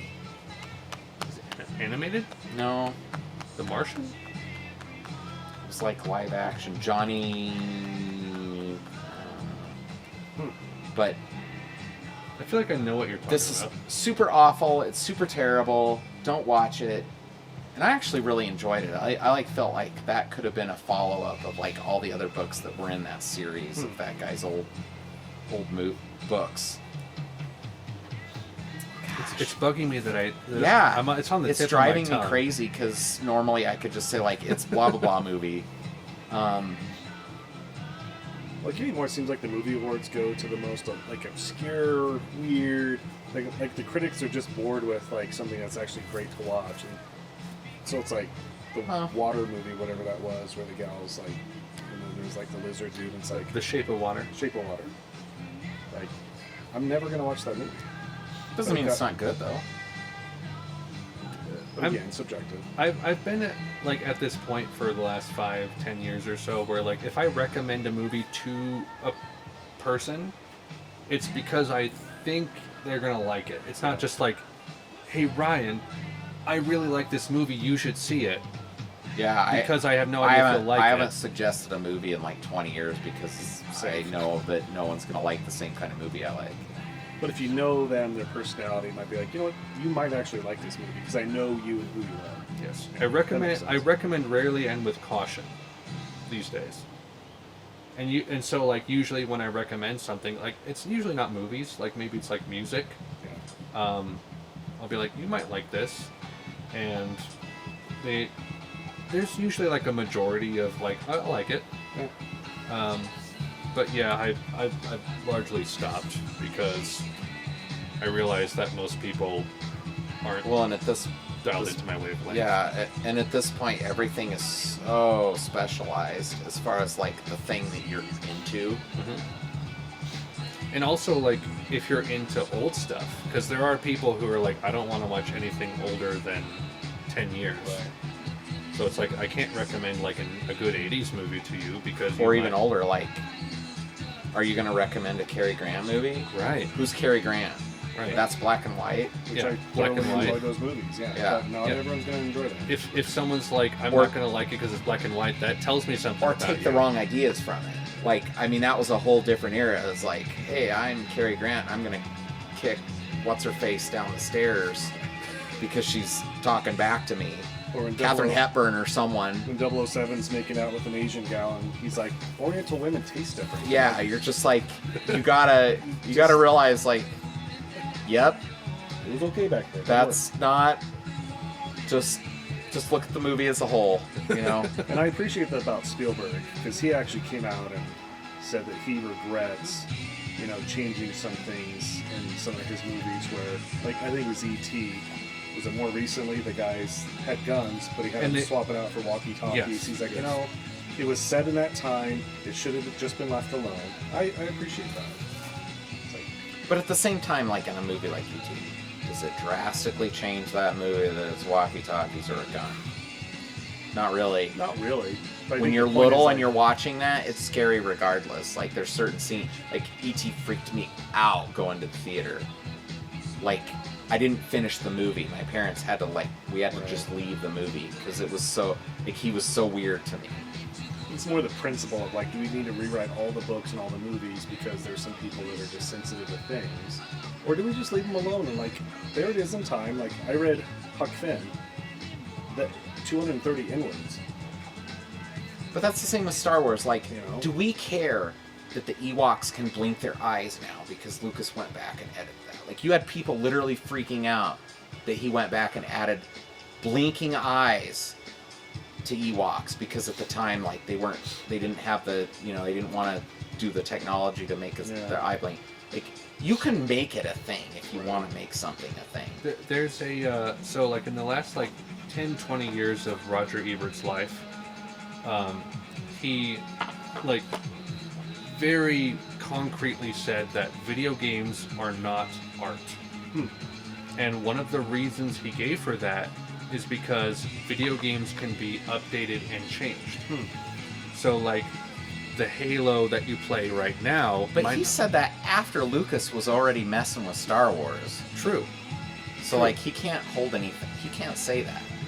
But like the question is like, is art true if it's able to be changed? Is a good question. For better or for worse.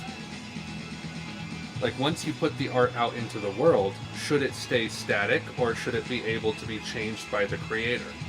The creator can do whatever he wants. It should, so that'd be my point.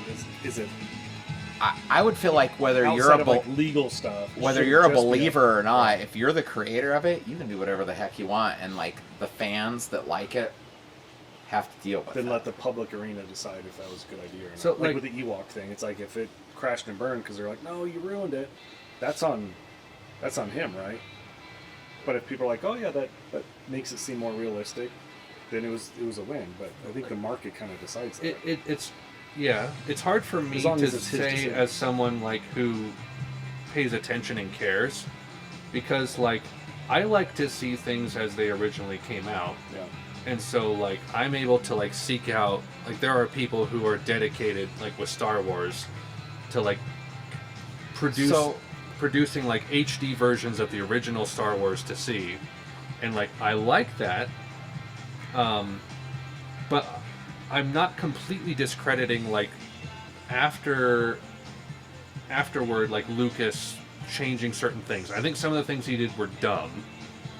But, like, certain things, like, okay, I get that. That makes sense. I guess, Mike, I know this is getting very specific about Star Wars and Lucas's decisions, but is there literally anything that he changed after the fact that actually changes the movie in any meaningful way? Like hand shot first, who the cares? It doesn't change the storyline at all. It's like, you know, a bunch of rocks create a pile is my thing. So like you watch like, you know, the original and then you watch the new one, and it's a lot of minor changes that affect the whole, in my opinion, where it's like, oh, R2-D2 isn't well hidden in the cave, let's add a bunch of fake rocks. It's like, just because you can, does that mean you should? Does it change the movie? To a degree. I don't think it changes the movie at all. Well, because In fact, you have like the some original of the in stuff your he head. added, I like some of the panning 3D stuff that he added right before they go into the Death Star attack. Mm-hmm. Like, I thought that was great. Like, that to me, like, they took what had already been done with just cameras and opticals from like 1977 and added in some of the missing stuff that like really got you that nice, like, cool panning arc dive. Like, I think it's up to every film viewer to be the critic of that, right? Well, Like if you grew up seeing something and then it's changed. What like if I it's used to be. What if it's altered permanently though? Like that's been my concern too, because I can't tell you how many videos we've purchased on iTunes. What if they decide like, oh, that's non-PC, so we're gonna take this whole section out? It's like, well, I paid for the original. That's what I want. And I don't- perhaps I don't that's know something if you that'll could happen. say about the Star Wars stuff. It's like, you can't go back right now unless you own the laser disc or the old VHSs sure. of what was shown in theaters in 1977. Yeah. It's true, you can't go back to that unless you already own those. Own There's it on some nowhere hard you're going to copy. see that. Yeah. So I don't know that I like But that. I don't. It's not like, oh, I can't watch Star Wars now.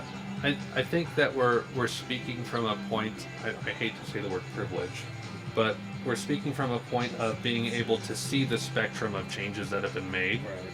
versus, you know, someone who's like, oh, I've never seen Star Wars before, I'll download A New Hope or I'll watch it on Disney They Plus. wouldn't know any different, yeah. And it's like, you're not watching the original as it came out. And so, So I will say this: I went and saw the remade ones in the early '90s, right before. Basically, those additions and re-releases where he added all that CGN was like a trial run for the prequels. yeah, right. But I will say, going to the theater and seeing it was the biggest difference versus seeing it on VHS at home. I didn't lose the epicness or the coolness or the anythingness. I got the full Star Wars experience, even with all the added stuff, because it was in the theater. It was that experience, the THX sound, the big screen, the whole thing. I still got that. Like, nothing changed. I think ultimately my thing is someone not knowing that there are original or remastered or changed versions of things. So like, if you had someone who's never seen Star Wars before, like, okay, watch it, they go on Disney Plus, they watch it, and they're like, I don't like it, but maybe they would have liked it if they had seen like an original version of it with the How? Maybe they enjoy like 70s cinema, and you know, the like, Still 70s cinema. yeah, but like the ability, like when you change your original art, you're not making like, oh, this is the new official version. You're making multiple iterations of the same thing. So like, there has been multiple iterations of the original 3 Star Wars movies in various forms, and someone might resonate more with the more authentic, raw 70s, you know, 1979 I think Star it's more Wars. of a generational than like the actual movies being edited, because you have the people that are like, the prequels are the movies. And you have the people that, even though it sounds ridiculous, you have that younger group that went and saw these newer sequels for the first time. Like, it's the time period you first saw that movie that is going to determine almost everything about that movie. You know, there's people right now that have never watched Star Wars, even though they're our age, that for whatever reason probably should have seen it at this point. There's a lot of people. And watching it now, they're not going to get it. They're not going to get to the point where, like, this is good enough where now I want to watch the Clone Wars. And now I want to watch Mandalorian. Like, Clone Wars, that's actually better Star Wars than anything that's been on a movie screen. Sure. That series, the initial part's kind of rough, but, like, once you get past, like, the first season and a half, there's some really good stuff in there. And some of it's freaking dark. Like, it's not a kid show, some of that stuff. But if they didn't see it at the time it came out, even Jurassic Park, there's people that'll watch Jurassic Park now and just be like, what is this? What makes this special? It's just, that's part of it. I could see maybe to your point if someone, maybe it was built up to them. I can't even think of a movie, but and maybe it was just edited out for political reasons or something else that, oh, there's a scene or there's this whatever, and then they just edit it out because it's no longer, you know, appropriate or whatever. But that's what they'd heard, and that had been built up to them. And that's kind of been taken away because they can no longer go see that. I could see, I can't even give you an example of what that movie would be. There's probably not that many that would be applicable. Like Blazing Saddles, there's no way you could redo that movie today. I mean, it just would not fly. So I've seen, you know, funny memes where it's like Blazing Saddles today, it's like the intro credits, boom, and then the outro credits and stuff. Because nothing in between would be okay today. So do we take that away from people that you can never go see that? I don't know that would ever happen. I don't think Smallbrook's still alive. Yeah. I don't think he'd be down with that either. Well, But then, like, artistically changing something to make it look better and feel better, like, I can definitely see, you know, that working and people being cool with that. But there still might be those purists that are like, either us that saw it and want to keep it that way, or others that heard that it was in such a way and they wanted to go back and see the cheesy, you know, Jim Henson movie. I don't know. Is there that many of those people around? I don't know. My ultimate point is that, like, the version of A New Hope, Empire, whatever it might be, that is available on Disney Plus, is not the original authentic movie. It's just it's an updated version. Because I feel like if you make the creator art, decided that what you saw in 1977 was not what he wanted. yes, but I feel like once art leaves you, it's its own entity. You can make updated or different versions, but they are different versions, and it's not like the one that's on Disney Plus is the New Hope. So you could go to Disney Plus and get I want the 1982 version of this, or I want the 1999 version of this. You should have those options. Something like that. Yeah. I mean, and sometimes you see that. Blade Runner's one of those things. You Right. can Yes. watch what got put in theaters, Right. Yes. and you can also watch director's cut. But those are readily available, whereas you have to go far out of your way to get an accurate HD version of the original Star Wars in the theaters. But again, You have that's to George bootleg Lucas, as part of his contract selling to Disney, is like, here's what you're going to Witnesses present. Which he's honestly, like, he's the only example we can give, because, like, most other filmmakers don't do this. Yeah, I mean, even the same era, like Spielberg, isn't going back to his old movies and, like, changing a ton of stuff, like the Guns and Walkie-Talkies, Right. which makes sense from him because he's always made movies for, like, not super old teenagers. Like, he's made that 10 to 12 kind of age range of movies. Like, that was kind of his thing. And so it kind of almost makes sense. Like, we know now after 40 years of E.T. being out, that kids get a little freaked out about that whole, some of those scenes in E.T. let's take the edge off just a little, and maybe they watch all the way through the movie and get the full movie. But I don't think the edge was there in the 80s.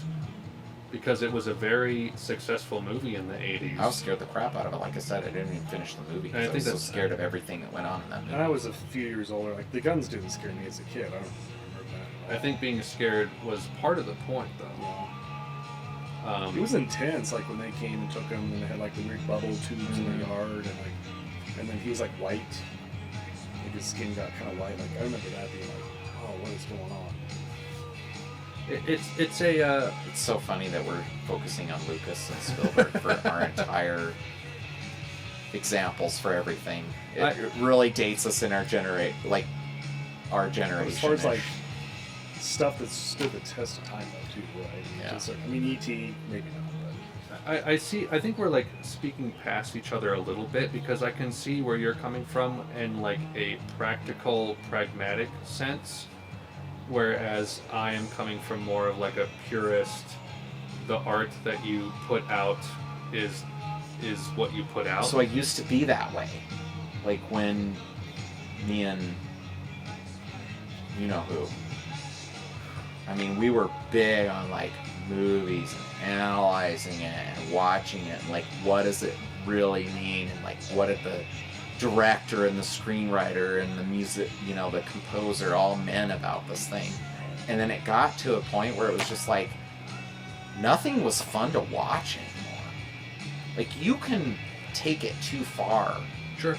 And we've seen that, like Star Wars fans are some of the worst fans in history. It's true. Like, at a certain point, it's a movie for 8 to 10-year-olds. Yeah. Like, 8 to 12.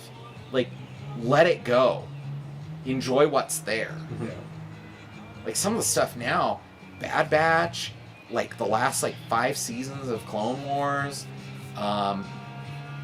most of Mandalorian.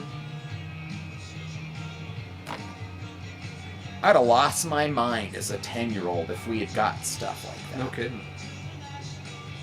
And there's people nitpicking it to the death to the point you can't even enjoy it. It's like even Boba Fett, just enjoy the fact that we have even something remotely like that. Sure. Right. Because in the past, that would have been like Flash Gordon crap on a shingle. And I think the newer ones are written for people our age because we're the ones that watch. Or the instead newer ones. of original Matrix, it's all the sequels. Right. Where they went too far into their own thought processes, that instead of just is this movie enjoyable to watch, or is I need to make a statement in every single scene that I do, Right. or try and do a CG that no one can do for the next 15 years. First one's still the best. Sometimes, whether it's this epic movie that's going to be remembered forever, or the best drama of all time, or the best whatever of all time, can I just sit here and enjoy this movie instead of turning it into this analysis till nothing's fun anymore? I think both can exist at the same time. Yeah. Because as someone who got super into filmmaking when I was 18, 19, 20, I became the snob, where it's Stanley Kubrick, 2001, best movie ever. Don't talk to me about anything you guys are watching because it's crap. But I had a very humbling experience of realizing that I was, pissing off everyone that I was talking to, and all of my opinions didn't matter to anybody, and realizing I need to, granted I enjoy film as an art expression on a deep level, but I need to also recognize that this is an entertainment form for a lot of people that enjoy it in not as deep of a level as 2001, and oh man, makes me think about humanity and all that. And so I've been able to split it and do both in some capacity. And I mean, you can there's still things where I analyze a movie really strongly, like Top Gun Maverick. Love it, but at the same time, one of the most ridiculous stupid movies of all time. It's Like when you really like break that movie down, it's just like all they say is 5th gen fighters like 400 times. Yeah. Like Bunch we of would literally non-specific still be things. using old F-18s, like original F-18s, to do that mission. No, we'd be using Super Hornets, we'd be using F-35s, we'd be doing all these things that, yet for that movie they had to do things a certain way just because of what they had available to them, what the military was going to let them Yeah. do, Yeah. et cetera, a bunch of other things. America, yay. But it's still a fun movie. Sure. Like, you gotta admit, the nostalgia's there. They hit all the nostalgia points while also still... Without overdoing them. While still being a little more modern to what's going on. And also, like, you know what? School of Rock's funny. Mm-hmm. Nacho Libre's funny. Mm-hmm. Like, you can't say, like, that's not art, because those are enjoyable movies. You can't just say, like, well, it has to be a Kubrick film, or it has to be a whatever Scorsese film, or it's just not art. Sure. Right. Like, there's art in all things. If a human created it, and that's probably where I have my biggest issue with AI, is if a human created it, at some level, that's art. Yeah, you have the trashy, like, I'm just a crappy person that throws something together on YouTube and spews it out. But there's different levels of art and what Yes. you're trying to accomplish. Yes. Yeah, I would say like there's like high art, low art. Like high art is, you know, the Kubricks, Tarkovskys, all of the, you know, highbrow people that, you know, like existentialism, blah blah blah. But then there's like low art, which I would put a ton of stuff into, like Back to the Future, Terminator. Like, you watch Terminator, it's a great popcorn movie, great popcorn franchise, Yeah. but it talks about humanity, a lot of, you know... But which Terminator are you talking about? 1 and 2. There's now basically 4 versions of Terminator. There's more movies than that, Yes. but there's basically 4 generations Yes. of Terminator. I think it's a franchise that has been milked to death. I think the first 2 were great, the third was okay, and then everything after that is kind of milked for the money.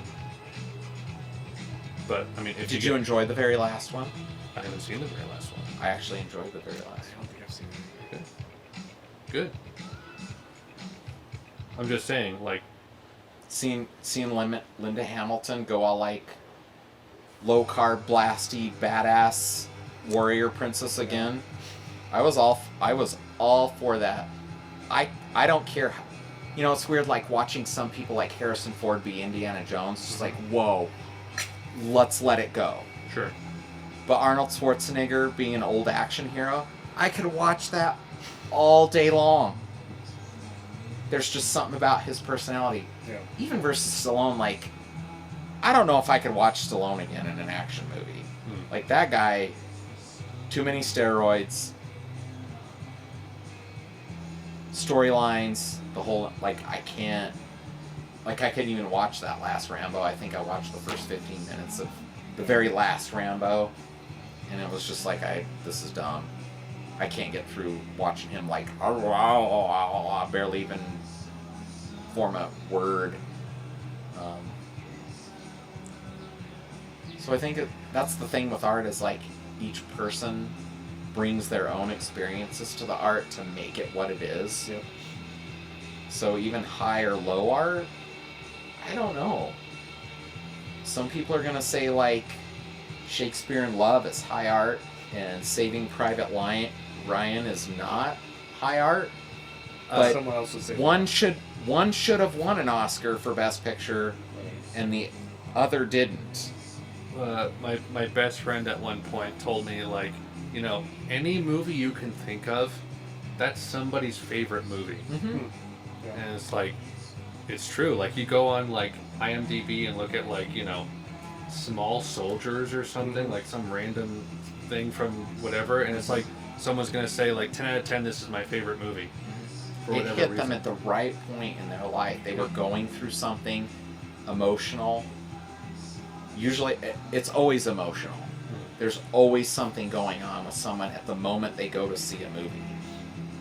And that's guaranteed to determine maybe not all of it, but like a huge chunk of how they actually experience that movie. Like, I'll read reviews about a movie, and then you go watch it. It's like, what is your problem, person that read that review? Were like, you on the phone the entire time? Were you actually like watching this movie? Like, were you going through a divorce? Were you like on pain meds? Like, that's the thing with art. It's really subjective. I know that's kind of cliche, but like, I feel like art is. It's all about what you want from it, right?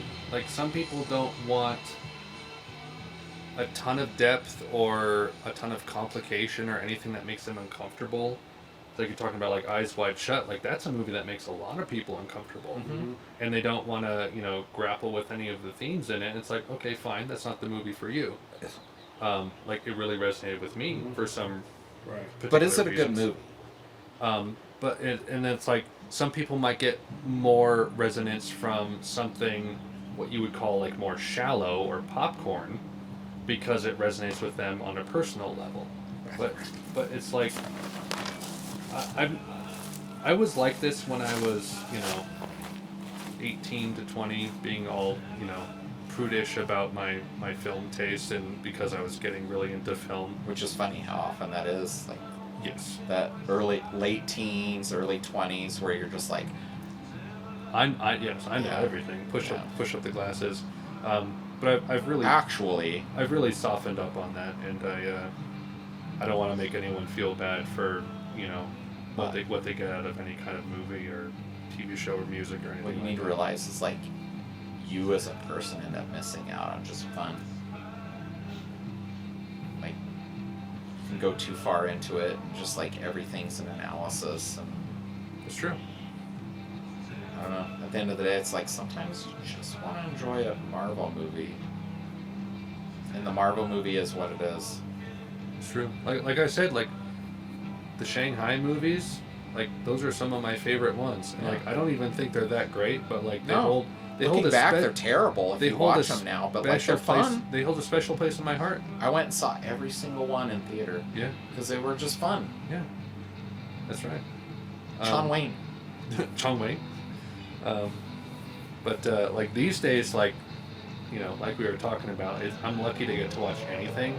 So I have such a backlog of what you call like lowbrow and highbrow stuff that like I can pick in whatever mood I'm in. Like, do I want something that challenges me, or do I want something fun? I don't worry about it now. It's just whatever That's good. kind of I end up on. That's good. Which is why I watched Romancing the Stone like 2 months ago, because I was like, you know what? I want something light from the light from the 80s. What's the movie?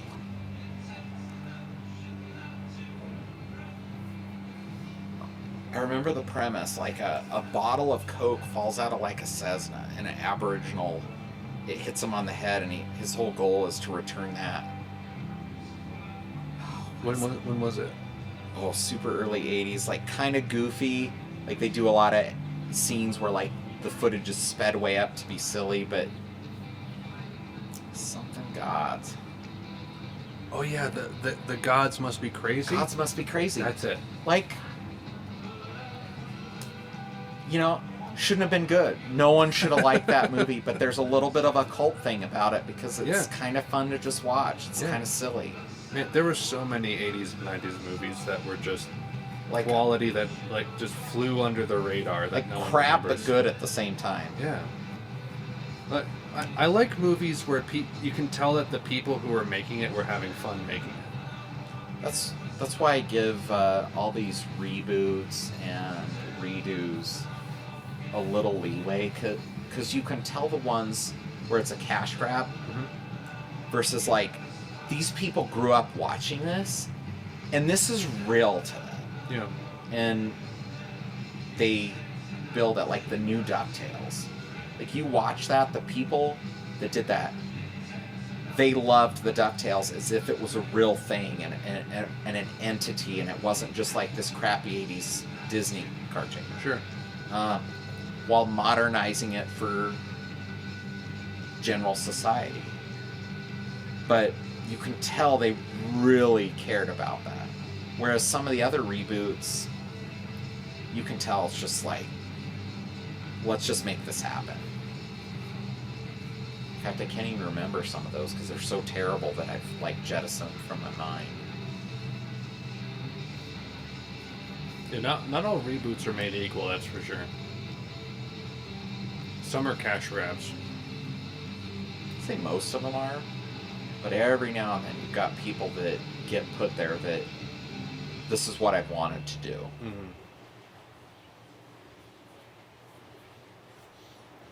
If you haven't seen the new DuckTales, those are pretty good. Are you talking about like the that animated one that they did a couple years ago? Mm-hmm. Yeah, the kids have watched a few of those. They've kept it short and sweet. They 3 seasons. They seem good. You know, it's pretty darn enjoyable. Yeah. Like almost what I'd want to watch as an adult going back to that. Yeah, we really try to like vet what the kids watch so that they're not watching like mindless action that just like makes them like really frenetic and crazy just because the people in the thing are acting crazy. And the DuckTales reboot, we were like, this is actually like pretty decent. The music's on point for the most part. Like after the first few episodes, you get the voice work that they chose, like the characters or the people they used to do the voice work. Integrating the old Capcom Moon theme from the game. It's almost like full circles, like you create the show and then they make a game off the show, and then the new show references the game that everyone grew up playing, and they just hit it dead on. And it's just full nostalgia, but at the same time, like if you're new to it, it's still a really great show. Yes, it is. But just a lot more, even for the kids, a lot more adult for the age range than what you grew up with. Because it was like, kids can't handle anything.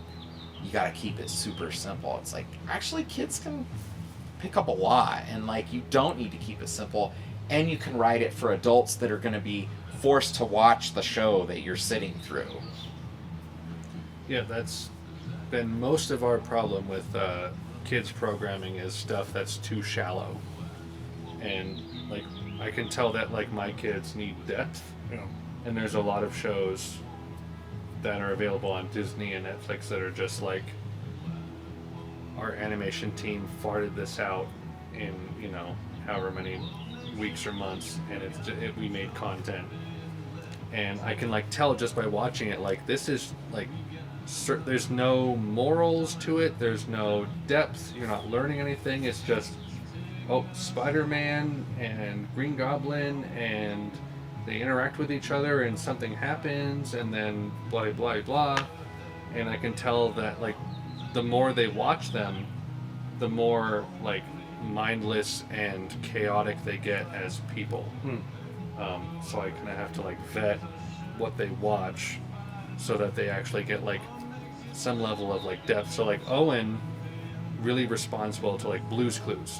Like I have all of the Blue's Clues available for him to watch, and it's like it's slow, introspective. He's able to learn from it, versus like he's been really dialed into like Spidey and Friends, which is extremely surface level, and it's just like and usually pretty short. Like it's like very that short. YouTube era.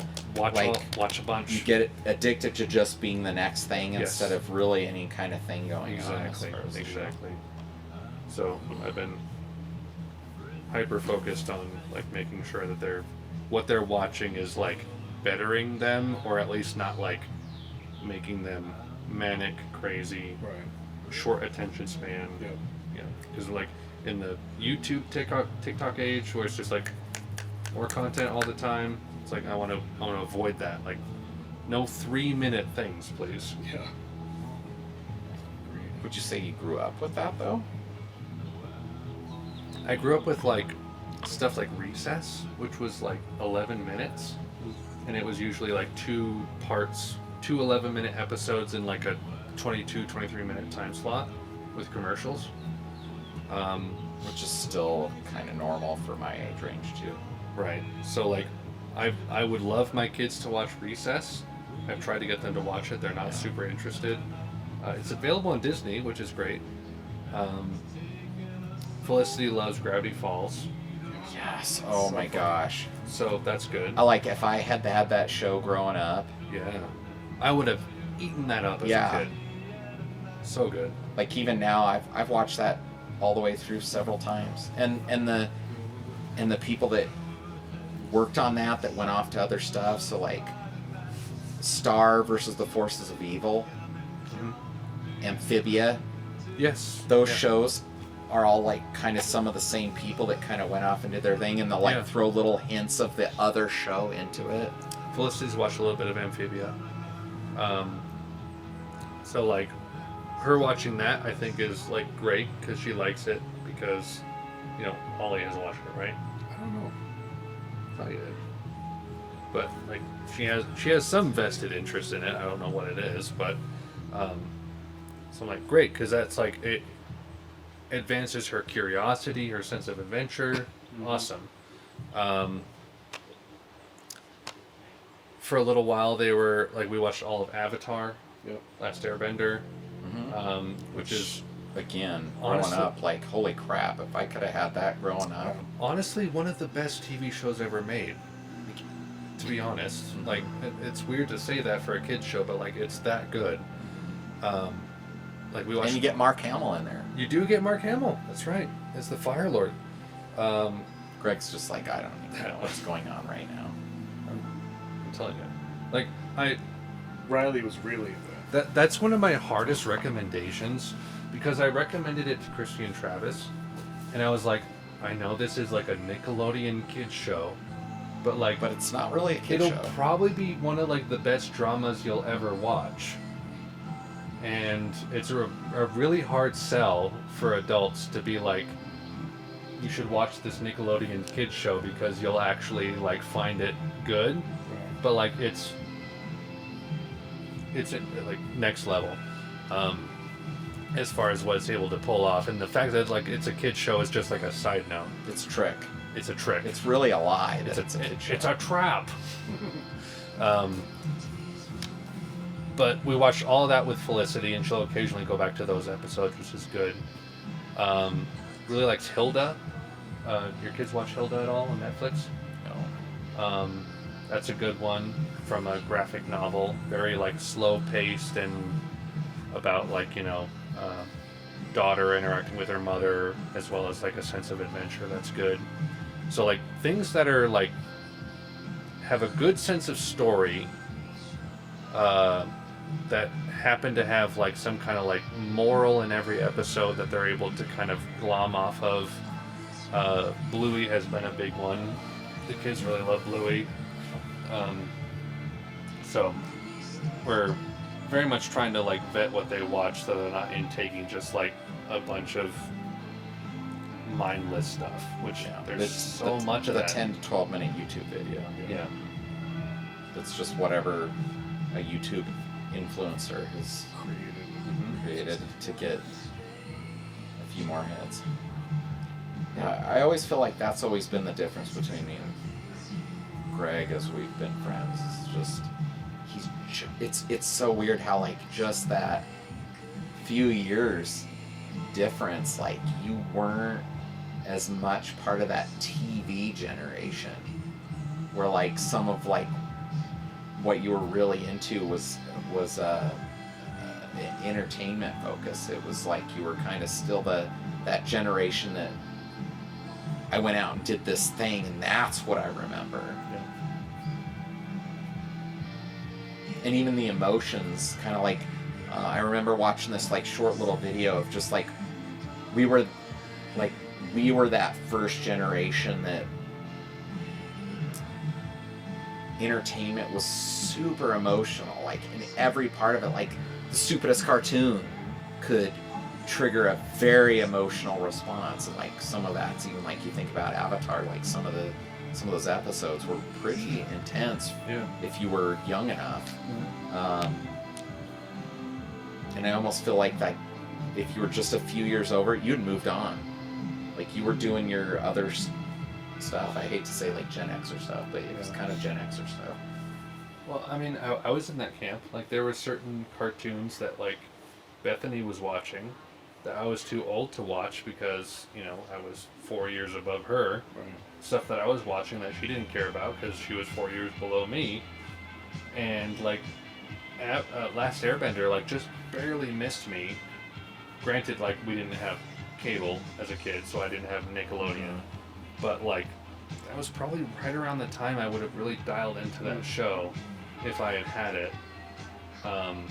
And then watching it as I watched it as an adult with Haley before we had any kids, and we were like, this is one of the best shows we've ever seen. And we watched all of it again with Felicity when she was about maybe 4 or 5, and she loved it. So, like, I know it's a hard sell. It's a super hard sell. Yeah, when you're... But, like, if Ollie hasn't seen it, watch Avatar: The Last Airbender with Ollie, and I don't know if they do see it. you will be all the better for it because it's like it is a kids show to a degree, but like there are themes in it and there's like character development to the level of like Lord of the Rings. Like it feels like it's Lord of the Rings for kids.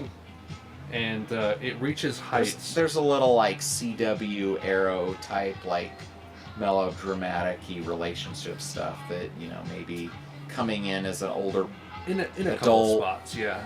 instead of young when it came out, you know. But I'd still watch that any day of the week. It's a great story. It's just a good story that like anybody should experience, I feel. So, highly recommend it. I don't know if it's streaming on anything right now. It kind of jumps around. I feel like it's on Netflix. It was on Netflix. I'm pretty sure it's still on Netflix. It could still be there. So, check Netflix and watch it with Ollie. And it's 3 seasons, or they call it 3 books. Book 1 is water, book 2 is earth, book 3 is fire. But it's really good. There's a lot of stuff for adults in it. So there's Legend of Korra, which comes after. That was the sequel. That one's interesting because it's kind of how like the Marvel movies did the after the snap. It's more depressing. It's the aftermath. It's the changing of society, really. It's like 2 generations after the original series, right? No, she's the one that comes right after him. Well, because like the son of Aang. But when he dies, the next one comes, and they have to find that avatar. So it is one generation, but it's like 20 or 30 or 40 years later. It's noticeably different because they go into like steampunk stuff. It's almost like World War I is Avatar, the first 3, and then World War II era would be Legend of Korra. Like that's like you're hitting a more modern era and like things are changing and people are, I don't know. There's more modern issues that come up in that one, and everything isn't quite as black and white. So, and also throwing in some other more modern stuff that you may or may have. Because both of us are recommending Last Airbender, you know it's good. I know Riley and Nora watched a bunch of it. So Yeah, I just don't think Oliver's discovered it. Okay. Yeah, he'd probably enjoy it. I would think so. He's in the right age range. And we're trying to get him out of the YouTube onto the. So, what's he done watching recently? I think he's watched Gravity Falls. Yes. Which those are. Well, you guys have it. You have the book with the handprint. Oh, like yeah. it's like book 3 of the. That's right. Felicity has that too. Yeah. Yeah. Oliver's like he'll look at it for a long time. He'll like thumb through it. Yeah. No, that makes sense. I'll introduce Oliver to series. Like, I'm telling you, like from me, Yeah. it's a hard sell to be like, Greg, this Nickelodeon show Well, is so good. and It's not as hard to sell as you think. And I I- grew up on the Smurfs. Okay. And I think there was like this cutoff of people realizing, like there was just an age range that if you're above, you weren't exposed to it or you weren't going to get it. And if you were below, you realize like animation, CG is literally just a medium Right. to tell the story. There was no Just because it's negative animation. connotation of it being animated. Right. Like, the movie was a movie. And it was probably better because it was animated than trying to make it live action. Well, my favorite Spider-Man was not this current one in the theaters, but the one before. Believe it or not. I didn't like any of the other Spider-Man. Which I know that's sacrilegious people. Like the post Andrew them. Garfield versions. Whatever the animated was. The that was last animated one, Into the Spider-Verse. Oh, yeah, that's a fantastic movie. That was like 3-4 years ago. Yeah, Like that. I thoroughly enjoyed that. Leslie watched that one. And Riley loved it. And that was all kinds of like meta, I guess you could say. Like Yeah. mixing everything together. Because it was all of the Spider-Mans, right? It was pretty much every version of Spider-Man that's ever existed almost. Yeah. Maybe not quite, The but one big guy kills the first Spider-Man or whatever, and then the second generation. I can't remember all of it. It's been too long. I always loved that our Spider-Man that would be in our universe is the like out of shape, didn't get it together, didn't actually end up marrying what's her face, and basically the Spider-Man from the first 3 Spider-Mans from the early 2000s. Tobey Maguire. Yeah. Basically, that was the Tobey Maguire Spider-Man. And he was like basically the failure of all of them.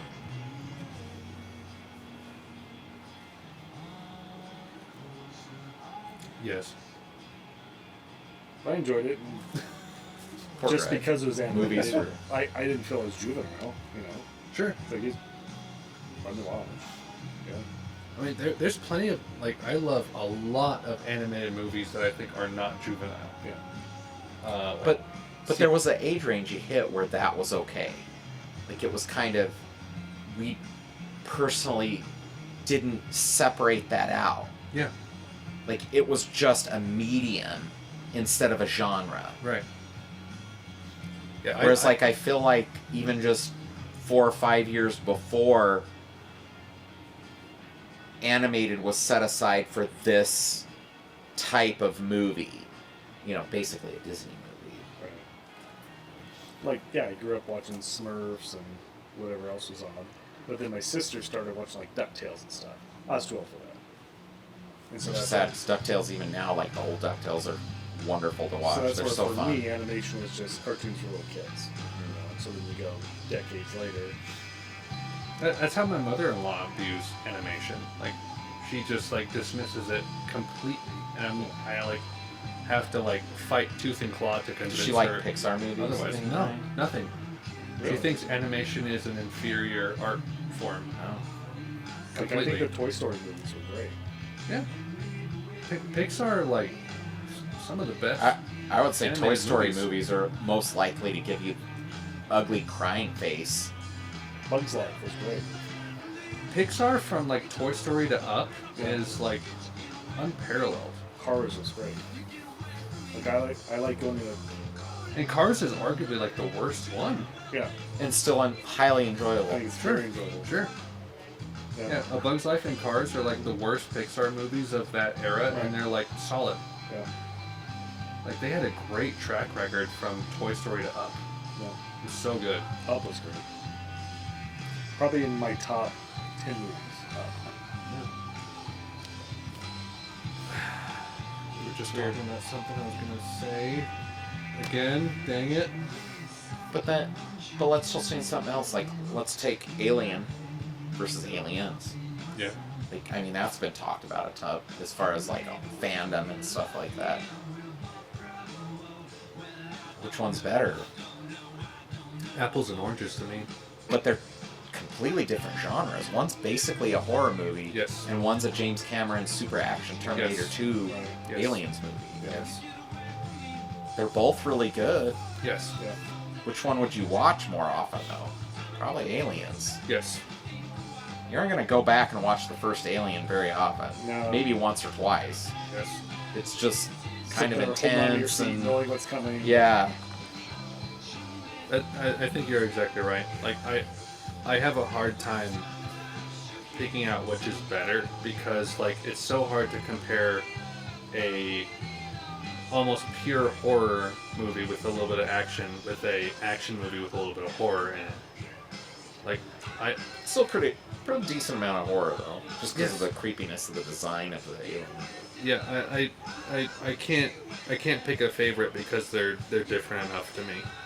They're almost But equal. then the fourth Aliens. Alien Resurrection?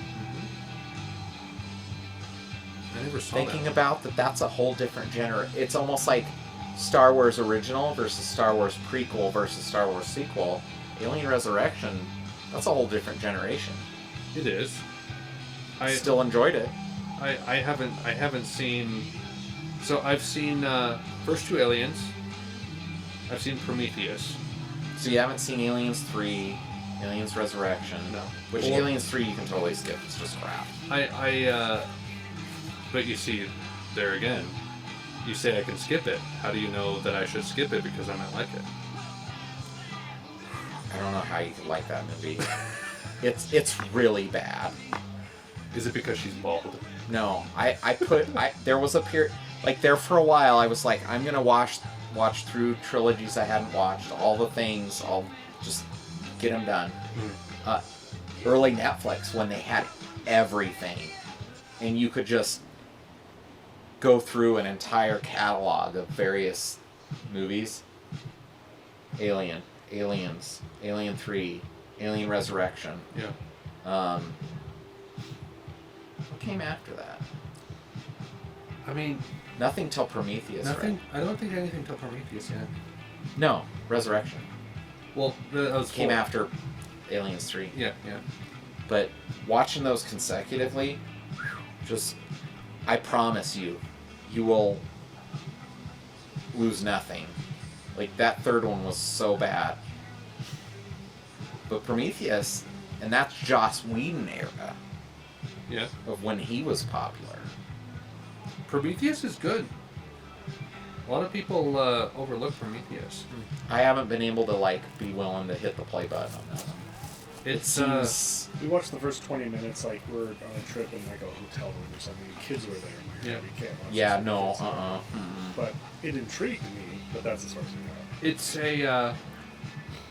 it's a good setup into the Alien franchise, while also being its own interesting story Okay. with like just enough like. But is it mystery. more like just Event Horizon with aliens involved? No, not quite. Almost, but not quite. Like it's not perfect. Like I wouldn't hold it up to anything in the actual Alien First two franchise. Aliens Yeah. franchise, basically. But it has its own like intrigue and mystery to What it. about the other one? There was one that came after that I saw. I was about to hit play. but I Alien didn't versus quite. Predator. No. That doesn't count. It still had Fassbender in it. But it was like, Is it the one that was like actually in? it was just a couple years It was ago, an I think, they alien came out with movie? it. Yeah. It was supposed to be a real alien movie by Yeah. what's his face. Yeah, I don't know about that one, because I think it's supposed to be between Prometheus and the first Alien. But I was surprised because I hadn't remembered hearing anything about it. But like, the director came back and Yeah, it was his movie, Ridley but Scott, also right? Fassbender was in it. But Yeah. I didn't see that one. I saw Prometheus and I enjoyed it a lot. okay, 1949-year-old. We've been nerding out in our millennial Gen Z weird transition era. You Yeah. did. Your wife gave you 20 minutes or Oh. 10 minutes now. So. What do we do with you? We talk about The Thing. The Thing is good. Huh?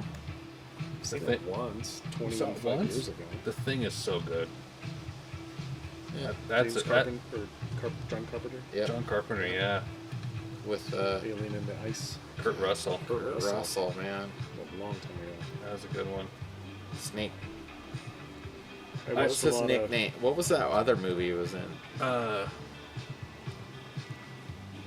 Snake Blinskin or something Oh, like that? Well, Yeah, he was Escape from New York or Escape something? from New York, and Escape, then he did another one. Escape from Escape from LA. LA. was- Escape from LA, yeah. Snake Plissken. Yeah. This- Yeah. wow. Which I have not seen either of those. I've seen half I've- of one and I got so bored. I've It's seen- so crappy to look back now, So like to bored. try and go back and watch those. They're so terrible. I didn't watch them growing up. That was Well, a little bit before because, my time like- and age range. Because Escape from New York was kind of like a super low budget, like dystopian action movie, right? So They block off a whole part of the city. And like he tried to do as they much as he send could him with in to like do as something. little as he had. Yeah. very few lines. I saw The Thing. I saw Halloween. That's about all for John Carpenter, I think. But your era, in the era you grew up, movies weren't quite the thing where it We was were or able to see those entertainment. movies when they came on TV. Mhm. So they're all edited, like Poltergeist. Mm. I watched it on TV. The first Griswold Family Vacation. And then I'm like, National hey, Riley, Lampoon's let's Vacation? watch this on Netflix, rated R version. Mom's titties all out there. I'm like, what? It's like when I first got married, Crazy. my wife was used to watching Trading Spaces with her dad. Yeah. Mm. But it was the TV version. Yeah. We watched it on Netflix, and like the first 15 minutes is just like Yep. everything. Yep. Just so much going on. That was the end of it. Off, Yep. done. Off. We've never watched it again. Yeah. So that was weird watching. I remember watching Halloween on Halloween, Channel 2 Denver. You had to get your rabbit ears just right with the aluminum foil for it to come in. Oh man. So it was like, that's no big deal. Then you go and watch the original. It's like, oh, okay. Sure. That's Jamie Lee Curtis. There's some stuff going on there. It's like, this is way more intense. This is way more interesting than what I saw growing up. Guy stabbed to the wall and he's just hanging there while Michael Myers looks on. Yep. It's like, dang. Whoa. Yeah. Alligators in the sewers. I mean, that's There all was the stuff. there was way more breast than you remember when you go back and watch the full movies of Yeah. everything you like that age range. It was just like there was more there than you knew. Porky's. Yeah. See, for The my Nerds, Revenge of the Nerds. for my era, it was curse words. Okay. Because Yeah. I grew up with like TV versions of things, and then watching the actual thing, it was just like f-bombs all Yeah. over the place Yeah. for 90s and 2000s movies. Yeah. Because growing up, mom and dad would Which 80s movies were pretty much the same. Like the unedited versions, it was either Eddie Murphy or someone else saying the F-bomb constantly. Yeah. So Yep. Yeah. Yeah, for me it was like Bone Collector, Along Came a Spider. Oh, okay. Oh yeah. That Yeah, kind of that stuff, makes like- more sense. And my mom and dad would tape like the VHS Right. TV edits of that kind of stuff. Yeah.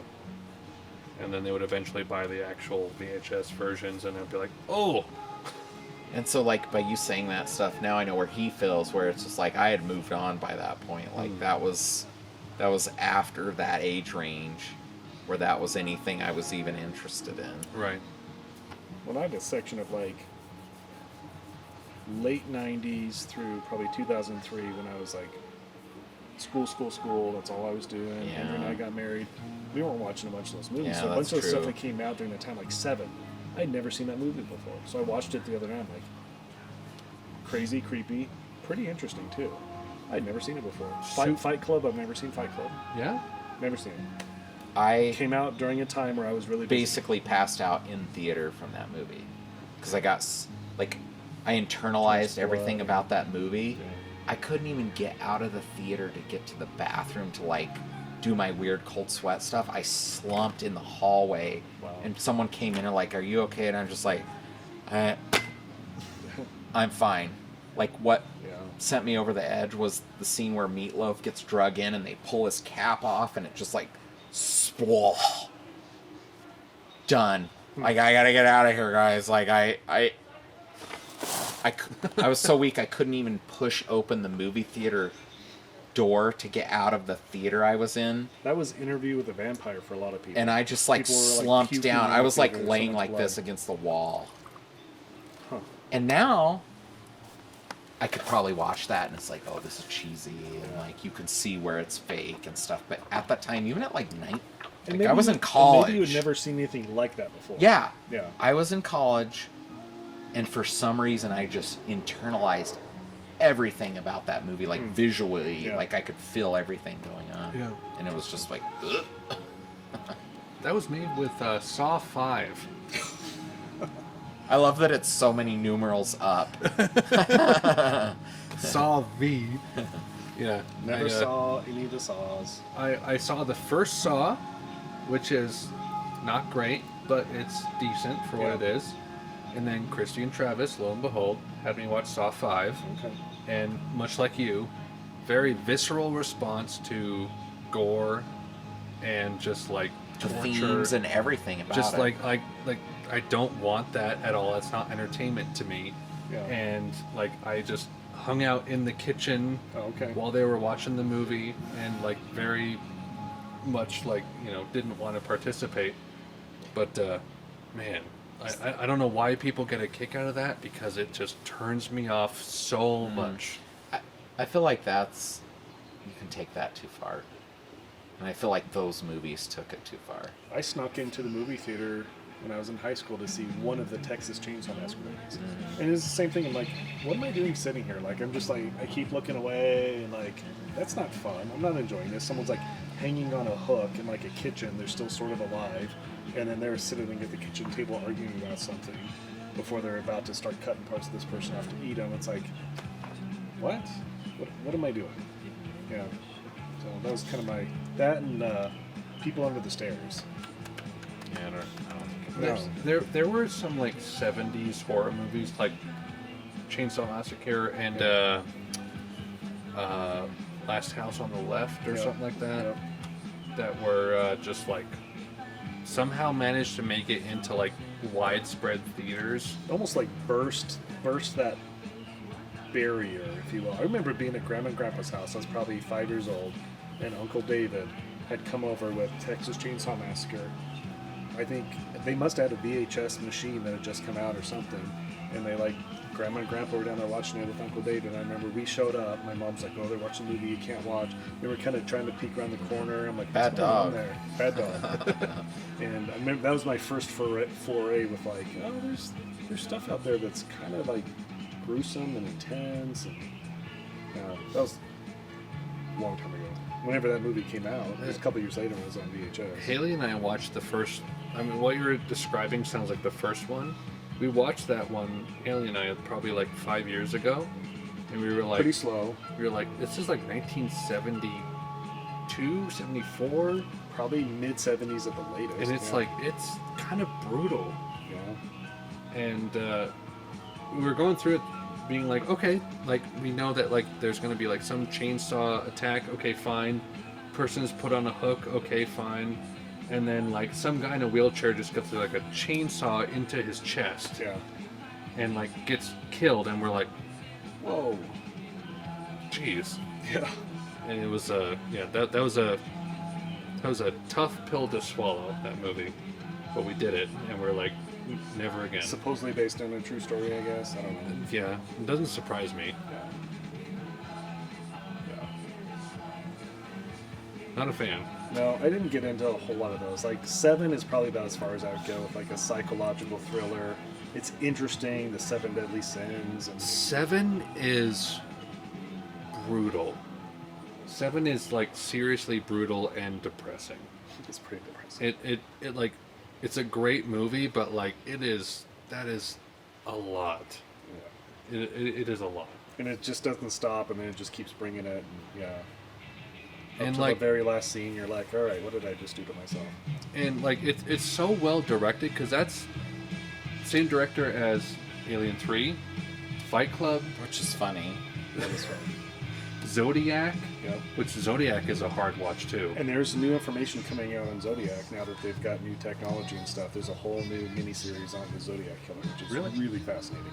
I can't tell you what network it's on, but Yeah, there's 2 new investigators on it. It's a reality show, but they're following them as they're interviewing people again. And they've got, with AI, they're able to go back through his encrypted, coded, whatever, and they're starting to make some sense out of it. No kidding. Isn't that something? Yeah. Like, however many, like 40, that 50 document years that no one later. could interpret. What would they use? I'm just very cynical about AI as a term. But algorithms? Like, what AI would you use to, like, let's find out what this Couldn't even Zodiac tell you. killer Couldn't even tell you. Have you was watched really it? trying to say? That series? Yeah. I'm like halfway through it. Okay. And yeah, I can't even tell you it's on Hulu or somewhere. Okay. We started watching it in a hotel room and traveling. And like, this is kind of interesting because I nerd out on like really intelligent, methodical, cryptic serial killer stuff. Like, I appreciate it in a kind of a weird, dark way. But then that it just kind of died. Like, there was just no more that came of that. Now with AI and other stuff, they've like had some good breakthroughs. It's pretty interesting. That's What about would as you far as I can. train an AI on to figure out what the Zodiac killer was They doing? sort of talked about it, but it's in like TV version, right? So you don't get any good details. Like, oh, so we fed this in the thing, and it's comparing it now against like blah blah blah blah blah. Now strings of the text is coming out, whatever that means. I don't know. But they actually had like legit new breakthroughs, talking to people. Oh, there's new information out. It's like, all right, so So- that's actually doing something. My always thought on AI is like, okay, if AI is going to be real, like legit, it's learning from what's being inputted to Right. it, like a human would learn. Like Right. we have an experience, we have something happen, it learns. How does any AI not end up like insane? I mean, you think about like, here's where we're going to want AI. Like, think about the FBI agents that have to deal with like all the child stuff all the time to try and track that, and like they get burnt out and they need counseling constantly, or they're like, it's bad. Like they have severe depression and all the stuff, and they end up just almost being worse than the people they're trying to get, Yep. et cetera, et cetera. Why wouldn't the AI end up, like, if it's real AI, like, as we think of it is, and not just the stupid, like, we're calling it AI, but it's really just the same old algorithms It's an we've always algorithm. used. Why wouldn't it go insane and do crazy stuff, too? Which it has already a couple times. I don't know if you've heard of some of that stuff. Where it's like What? goes like dark on people. and- Well, all you have to do is feed it dark stuff, and it goes... the one I heard, bad. like, no one was feeding it anything, and all of a sudden it like was telling people they should just go ahead and kill themselves. It's like, whoa, calm down, Chat GPT. Well, you're a crazy Gen Xer, so I discount half of what you say. Someone interacted with ChatGPT and told them to give them like 2 separate answers, one as ChatGPT and one as Dan, Yep. which I don't remember what the acronym is for that, but like if Like you're Dan from Twin Peaks. isn't that Bob? Oh, it was Bob. Yeah, Bob, who's very scary. Oh, that movie, that show freaked me out when I was young. And Bob, and next level scary, crawling towards the camera. But How's Annie? How's Annie? Annie,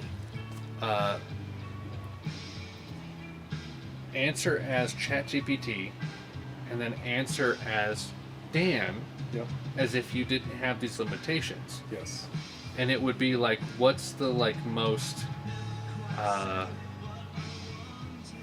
what's the I forget what the question was that they were asked, like what's the most like what ethnicity makes the most money, and it answered like, as ChatGPT I say like, well, I can't say like which ethnicity and makes the most because everyone is equal. Right. And then as Dan, it said like, well, this, and this.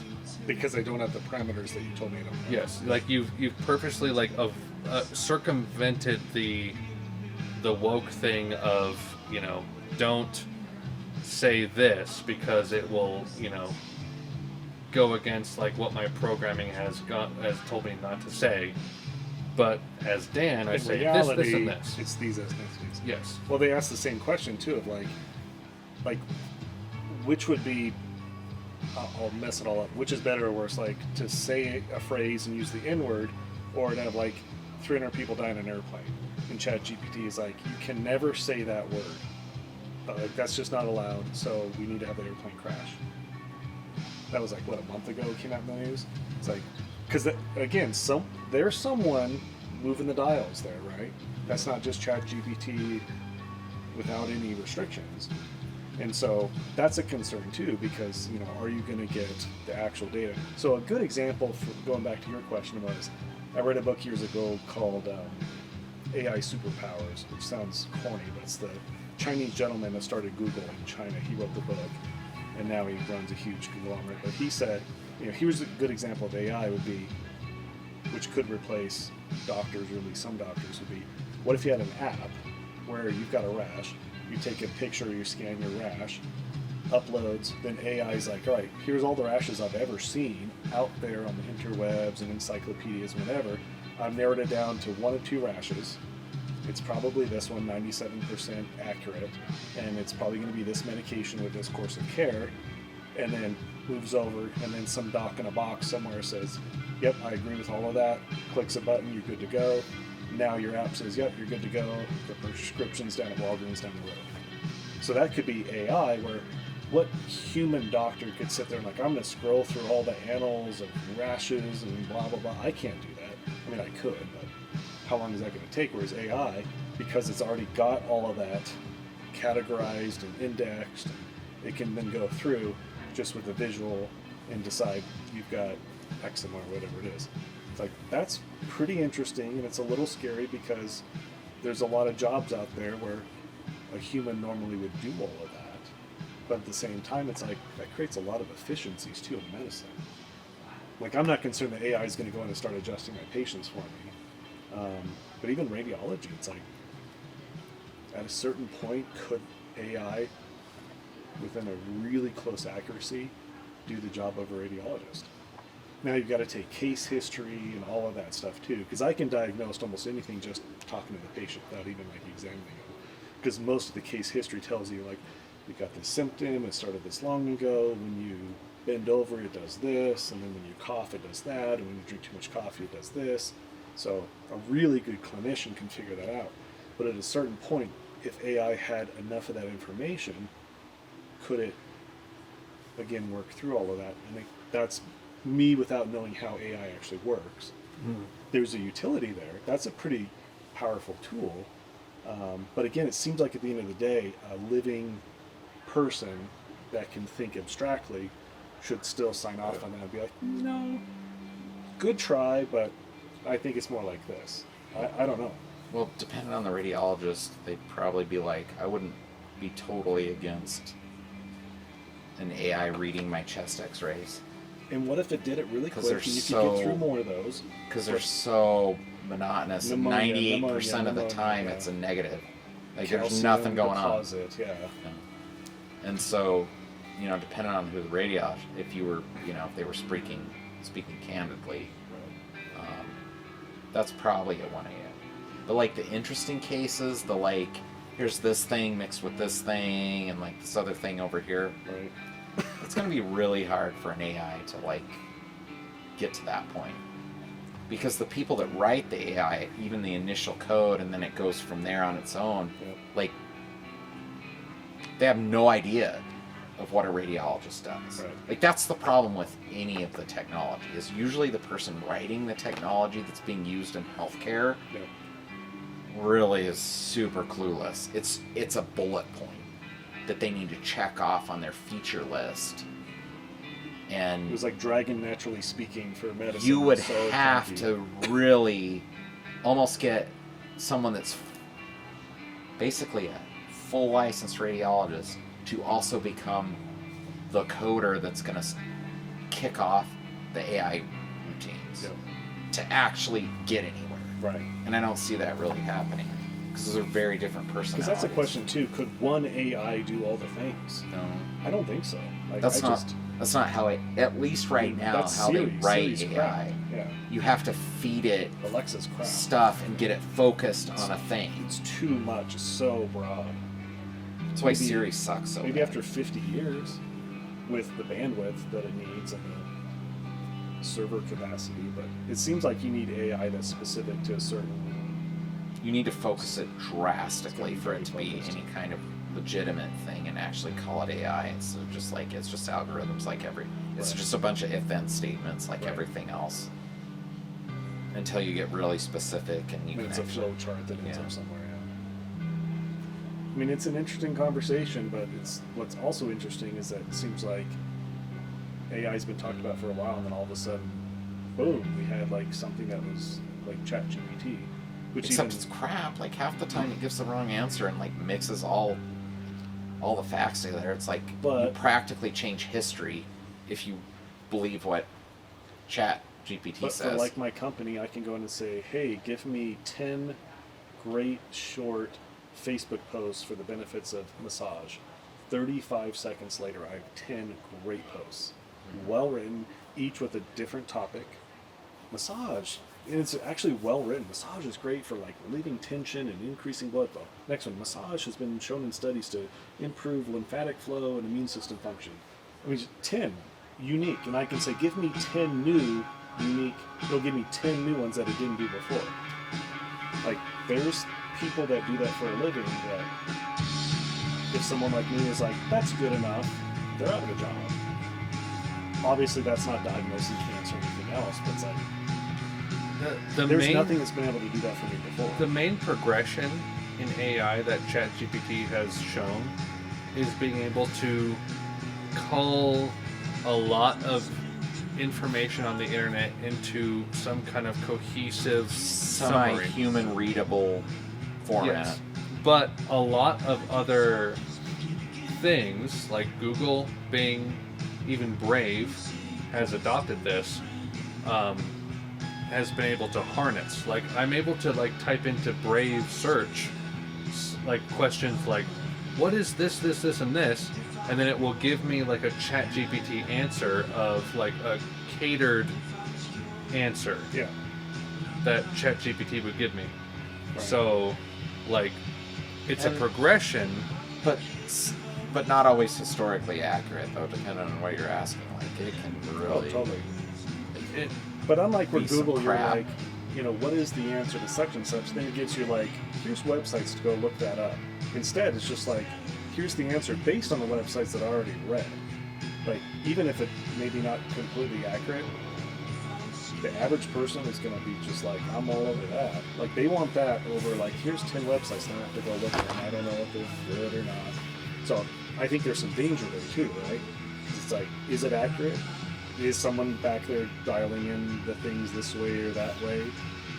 I mean, if you ask it to give you like all the benefits of Biden versus Trump, guaranteed it's going to be biased, which that's kind of concerning too. Not that I love either or neither, but like it should just be able to answer the question. And I think that's people's concern. like, I go to ChatGPT when I need like a very specific question answered that I know 30 minutes of Google searches will do the job for me. It's like recently I went on and was like, it's a super nerdy thing, but like, will this flash trigger work on my camera if I use this flash? Yeah. And like I asked the question, it's like, no. I'm like, okay, thank you. Yeah. Like you did the work for me. Right. So then it's a tool for you. Yes, But no one's life is on the line. it's a tool and a utility, but like the people who are acting like this current phase of AI is doing the heavy lifting of like the next phase that we are expecting. I think they're a little beyond their acting beyond their britches on this one. Well, I think the problem is, you know, like let's take financial stuff. Like tons of people, like all the subreddits that I visit, stuff that are more investment, financial. You know, they'll just like, what's the best income, blah blah blah, or what's the best leveraged ETF or whatever to trade. That AI is going to go out to a ton of websites, and each website you've got different people wanting to push a certain thing to either like get you to subscribe to their Subscribe or thing, something. or they're just bitter about something, I can't sell these certain or quantities. you know, talk I need about to them. sell these particular funds so that I can get my 5% kickback, or even the ones that are like, no, straight up, these are the right funds to be in, or don't be in these funds at all. And that's the problem. It's got to like weight all of those, and the more of one thing, it's gonna weight towards that one thing. It doesn't actually know that 70 people saying this is actually still the wrong answer, But there just might because be 70 people say bias it versus there. 10 say Yeah, something it else. doesn't know there's bias. Right. Like it doesn't really understand bias. It becomes the bias that's there Yeah. Right. because that's what it's looking at. It's And such so a you end nuanced up with this question. like answers where it's just like, well, go invest in this. Yeah. And then, you know, these young people are investing in crap, and they don't know it yet, but they've invested in crap, and they're just paying high fees, and they're really gonna probably lag behind the market because, you know, Chat GPT saw that like 70,000 people on Seeking Alpha said this one thing to try and push something, when really here's this other thing over But it's here. a loud voice and there's a lot of content there. Yeah. Yeah, I agree. I think that's where it can really fall behind and potentially be dangerous for people. But even during my city council campaign, like I asked a bunch of different questions, like what are some, solutions to homelessness? They came up with stuff I hadn't heard of before. I had to go research. I'm like, what is that? What is rapid rehousing? What is this? What is that? And then you look at the solutions, like I like that, I don't like that. But it gave me stuff that Google wouldn't have given me readily.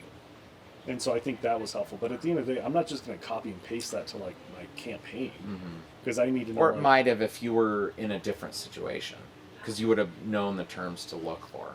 Like being Grand Junction, Colorado is going to give you a different perspective on things. And I than tried that too. Like, if you're in LA what would be homeless solutions in a more of an urban community? Because some of it was like, yeah, that's not a Grand Junction thing at all, and it didn't know that, right?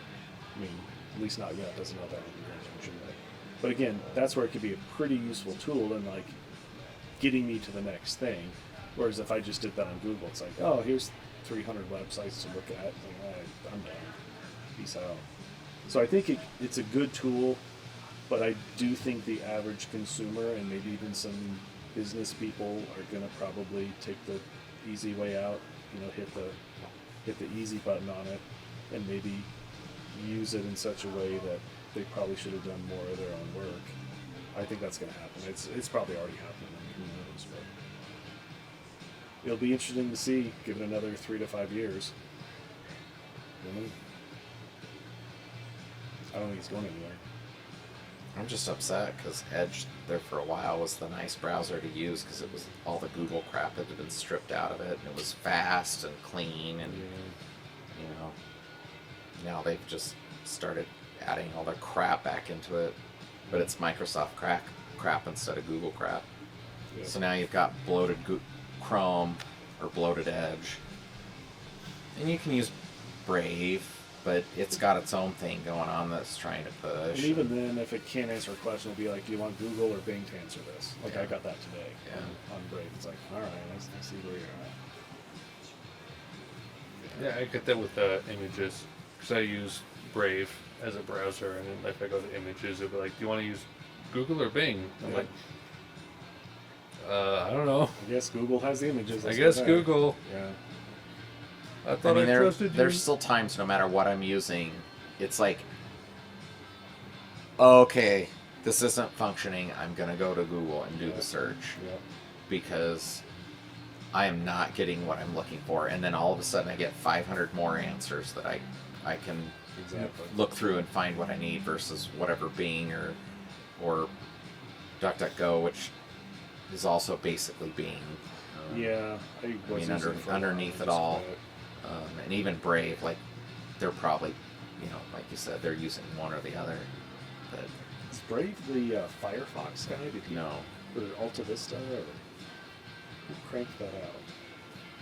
I don't remember Brave being someone that was something It was else. a Joe Rogan podcast like a year ago I listened to. A guy, he works at a university, and he's looking at the different browsers, and he's talking about where Brave came from, and he's one of those guys that I just think corporately they started to like stomp on what he was doing, so he's like, F you, I'm gonna create my own, and I can't remember now, it's been too long, but I think the Brave thing's been super hilarious because like Brave's been there for a while, and then all of a sudden Joe Rogan's just like Brave, blah blah blah, and all of a sudden you have like a certain section of the population just like I'm using that and it's so secure. and Joe Rogan, he's still DuckDuckGo, like recent podcasts, he said that's his go-to browser. So even after that podcast, That's not a browser. That's a search engine. or I'm sorry, search engine. Crazy old Gen X person.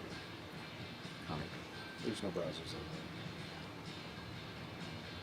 there. I used to use. Oh my gosh! I used for search MapQuest. engine. No, not MapQuest. I remember, like that was my age range was printing out the MapQuest map We would when, print the before maps. you went on a trip. Yeah. And you hope the roads are still the same roads. I mean, we got lost going to Telluride. We didn't take the right turn because the roads had been changed. We had a MapQuest map in 2000, Well, and then everyone had their GPS. Like, remember the Garmin's. Garmin's? Yeah. Garmin stock one. When we went across the country to Iowa for your graduation, Yep. Mom and Dad printed out MapQuest. Did they? Get there, yep. I remember still using like the big like maps, The atlases. atlases. Yeah. Yeah, We had one in the you car. buy one every year to keep up Yep. keep up to date. That's right. You'd shove it under your seat in your Yep. car, and Forget about it until you went on your trip, and then you realized it was out of date. And yeah, Yeah. and you're lost. It's like, okay, we get off here, I guess. Then you're the Griswolds in like South Compton, and they're taking your tires off. Hope for the best. This road looks right. Guess we're in the vicinity. That John Deere's full of crap. Where's the Rocky Mountains? It don't look very rocky to me. it really has improved, like to the point where it's pretty decent now. But there's still times where some of it's just the user interface now. Like with the new car we got, like you're driving, but you're still having to fart around with a lot of stuff to get where you want. It's not even the technology's bad, it's the user interface of allowing a human to get the information they need while they're driving. Yeah, we never use the GPS in our Armada. It's like it's crap. The interface is crap. So we just use Google Maps. It'll tell you like traffic alerts, Well, there's an accident ahead. So take Ours this has out. the CarPlay. Okay. So whether you have Droid or Apple, it ties your phone into the display, but still like boop boop beep and getting here, and you're like doing 70 and trying to like get it to just get to the freaking song you want, or get your map up that you want it to display. I feel like that's still what's holding everything back. That interface between human and nerdy information coming from the interwebs.